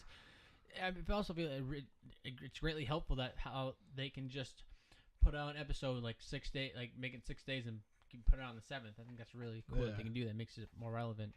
Yeah, that is cool how they can do that. The raunchy humor and just not give like even just because like especially with, like the newer seasons are too relevant and they're following, this thing's way too much. And also like there also is one storyline, so they're going back to leaving that behind more, be like single episodes. Yeah. But some of those old episodes are like, do you ever see the Guitar Hero episode? Oh yeah, I he love plays that Heroin one. Hero. Yeah. Saw that Yeah, one. Catch the Dragon. And then his dad starts doing like, Dad, what are you doing? Yeah. Randy Marsh is my favorite character. Oh, he's great. Show. He's great. That and then my favorite episode of all time, probably at least up there, is you ever see the episode with Montequilla where Butter they were playing Texans and Mexicans, Cowboys and Mexicans, and they were all like they were originally it starts off they're all at Cartman's house. Stan, Kyle, and the rest of the Mexican team had to break into Cartman's backyard. I kind of remember this. And then you see Butters just goes off and he has this whole storyline where he just gets picked up by his white couple, and then they buy him a leaf blower and doing all like the Mexican. I kind of remember that. Yeah. They drop him off at a Taco Bell. He becomes a savior of Mexico, and then he goes back to America to beat Cartman. I love it.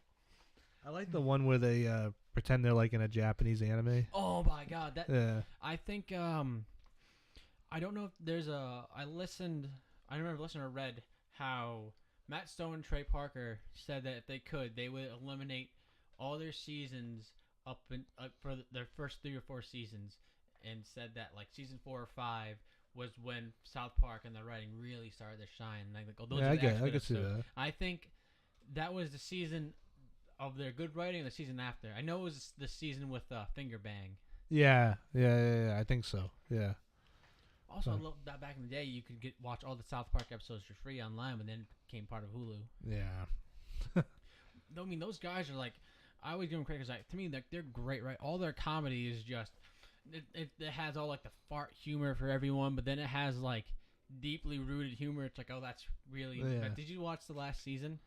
Not the whole thing. Did you see the episode where this is why I say I'm kind of like I like the new season, but it gets deep. So there's the episode where Wendy and Cartman break up. Okay, yeah, I saw that one. So how it's like she was sitting at the table and all her friends start making fun of her, and then she gets all sad like, well, it's what I believed in at the time. And then she ends up going back to Cartman. Yeah. And it's kind of like, wow, it's like there's like a lot of comedy there, but there's also a lot of truth. And that's how like that last season it showed a lot of like.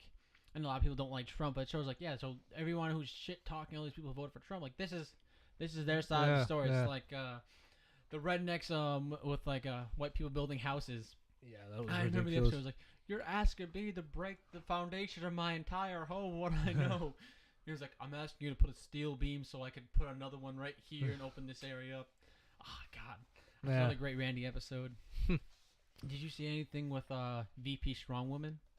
I didn't see that. Oh no, God, they needed that diversity, so they have Vice Principal Strongwoman, and then it just there's a weird love thing, as you can probably imagine. Yeah. That was a 2-parter episode. And also, like, they're usually when they do it, like, because before they did those seasons where everything mattered, they were doing pretty good with like 3-part episodes, like 3-part Imagination Land was great. Yeah, that was cool. Then and you have the Game of Thrones one. oh yeah, I forgot about those ones. Yeah. Then you have like even just the straight up movie. That's great. I wouldn't ask for another South Park movie because I don't think they need to do one. No. But that one was great for what it was. I'm waiting for the American Dad movie. Oh, is that a thing? I heard rumors. I've heard rumors. I read rumors. I don't talk to them. But yeah, I read rumors online. I heard maybe it's going to take place on Roger's planet, which yeah, I'm down. I don't know if it'll ever be made, but I'm down. Another series I need to catch up on. I kind of fell off. I really like is Archer. I think I need to catch up in the last. Yeah, two I got to catch up on that. But I heard that's another thing I've been watching now that I just remembered. It's Always Sunny in Philadelphia. I need to catch up on the last season. My favorite show. It's my favorite show. It's great. Yeah. It's did you hear that people are fearing it might be ending soon? Because I think their contract is up. They haven't re-signed. And then D has the Mix show. Yeah, the Mix show. Dennis has that AP Bio show coming out. Oh, I didn't know about that. He's it's going to be him as a bio teacher in a high school, and he was like, "Oh, yeah, I'm some type of art or philosopher. I shouldn't be teaching this class, but I'm living out of my mom's." So he's a teacher that doesn't care and doesn't want to teach him bio, and he's probably gonna end up teaching him more life lessons than biology. he has three, co-workers, women he doesn't like, and ends up becoming friends with. And it's just, it seems like a predictable show. And what channel is this on? Do you know? Or going to be on? Fox or something, probably. Probably something like that. Yeah, it's on one of those big major networks. God, I'm trying to think. It has to be Fox. I'm trying to think other shows are on it. There's another show I want to watch called The Goldbergs. Yeah, my mom watches that. Just because I will listen to the podcast Fighter and the Kid, and Brian Callen is one of the side characters of the show. He seems like be the gym teacher, but apparently like his character was so good that he now has his own spin-off show. So it's really? It's like I think Brian Callen as a human being is funny. So I'm like, well, I want to check out this show. Check out this other show. Yeah. Also, in terms of like TV sitcoms, I watched one which I watched an Asian family sitcom like fresh off the boat. Yeah, I know that one. And it's kind of like, you know what, like it. When I started watching it, I got really into it just because like I'm half Filipino, so I grew up a lot. I grew up like half my mom's side of the family, which it's just my mom. She's white. My dad's side of the family, which they all live together and all feel very Asian. My grandparents come from the Philippines, so some of that humor resonates with me. It's like, oh, that's like kind of like my house. So and I don't think I've ever seen like another Asian family show like that. Or if there was, it wasn't popular enough because I couldn't think of it. Yeah. The only show I've ever seen with another Asian as the host was on Viceland. I'm gonna butcher his name. It's like Juan's World or something. I think I've heard of that. Yeah, I didn't really care too much for the show because he came to Massachusetts and he was talking about like the Cape and like all that. And he kind of just was like, oh, well, I'm paraphrasing here, but he basically was saying the only place he felt welcome was Martha's Vineyard, and he sort of said that the rest of it was kind of he didn't use the word racist, but I mean he might as well have said, and I think that was a poor representation of Massachusetts or Cape Cod and all that. Well, I also noticed isn't kind of known as the New England, not off racism, but like a kind of New England thing in terms of like, if you're from New England, you're kind of a rough son of a bitch. It's like, oh yeah. So I made a joke. It's like, oh yeah, if you call someone from New England an asshole, like, oh thank you, my dad's an asshole, my granddad's an asshole, I'm an asshole. But I don't know what it is about. I don't know if it's just New England thing, because I've never really gone up and down the East Coast. I've only left here and gone to the Philippines for a wedding. Never really explored the country, hence why I want to move to California for a year or two, see what those douchebags are like. Yeah, I've only farthest place I've ever been is Florida. I've never left the country, so. I mean, I got lucky to leave the country just because I happened to have my uncle, my grandparents' eldest son. I forgot he was in the Philippines. He fell in love with the flight attendant.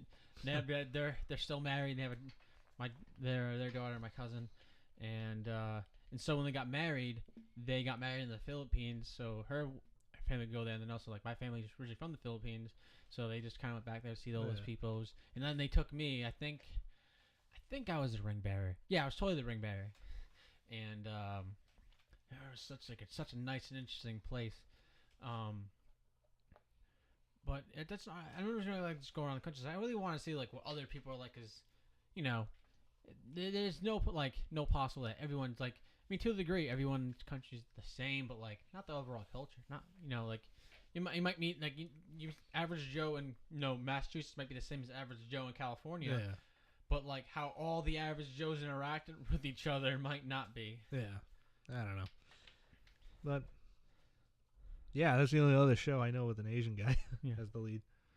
Yeah, I can't think of any, certainly. I mean, I'm sure someone out there can comment and tell us how wrong we are. But what time is it? 7:44. Now listeners know what time we're recording this at. Oh. Well, I mean, I never mentioned time before, but guess what? I think it's about time. Slow this down, man. I really appreciate it. We got how long we got? We have over 2 hours. Long time. Almost 145 minutes, dude. Doesn't feel like 2 hours. Right? Yeah. That's what happens when you have a casual conversation. Yeah. Zachy T. Anyways, thanks for coming through. Thanks for coming by. Thanks for having me. Did you want to say anything else like about the art project before we go, or anything? But you want to just advertise before we go? follow us on Facebook, Art Project. I'll post a link with the video. Yeah. Let me redo that. Hold on. Yeah. I want to see what it's actually called, so I'm not sending them to just some fucking thing. And as of me, I think I have another 2 guests planned out. One for sure. One I'm kind of in the talks with, and then I'm trying to get casual conversations, talking to myself, editions going on where I just get on the mic for like half hour, 45 minutes. Because I think about a lot of things and just rant about random things, whether it be about girls charge $100 for their videos in this free internet of porn. The idiocracy of people bitching about other people bitching. A lot of stuff. Yeah, so for Art Project, just follow us on Facebook. It's called Art Project. It's the movie. There are a few other Art Project pages out there. Just look for the one with the movie. It has our star Katie right on the profile picture. So follow us on Facebook to stay up to date. And yeah, hopefully we'll have it out, and we'll have places that you can watch it. And hopefully we get you, after you put that out, we can get you back on here and talk about it more with spoilers. Yeah, absolutely. Oh, yeah. Absolutely. Oh, yeah. Talk about some of the motifs and all that. And all those Easter eggs. Oh, yeah. So this is Casual Conversations, Zach T, episode 4. We're out. Good night, America.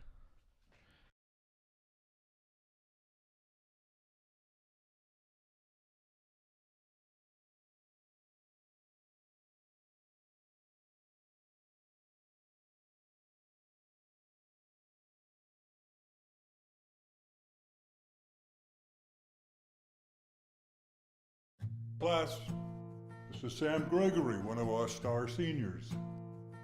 Alex, I'm Sam. I've been following your work since you started. Your stuff sticks out from everyone else here. There's a gallery downtown that I have a piece in. Would you like to be my +1? This is incredible. I have met so many people. I don't even remember their names. You will. And they'll all know you. So, where's your art? Voyeurism. It's such a bad word, full of judgment and shame. Every work of art is its own voyeuristic window into a life. So without further ado. And here she is, my subject, Alex. You lied to me. I invite everyone to participate. Please upload your pictures and your videos of Alex to social media, and they will be uploaded onto the feed and perhaps included in the final project. From here on out, the content is up to you.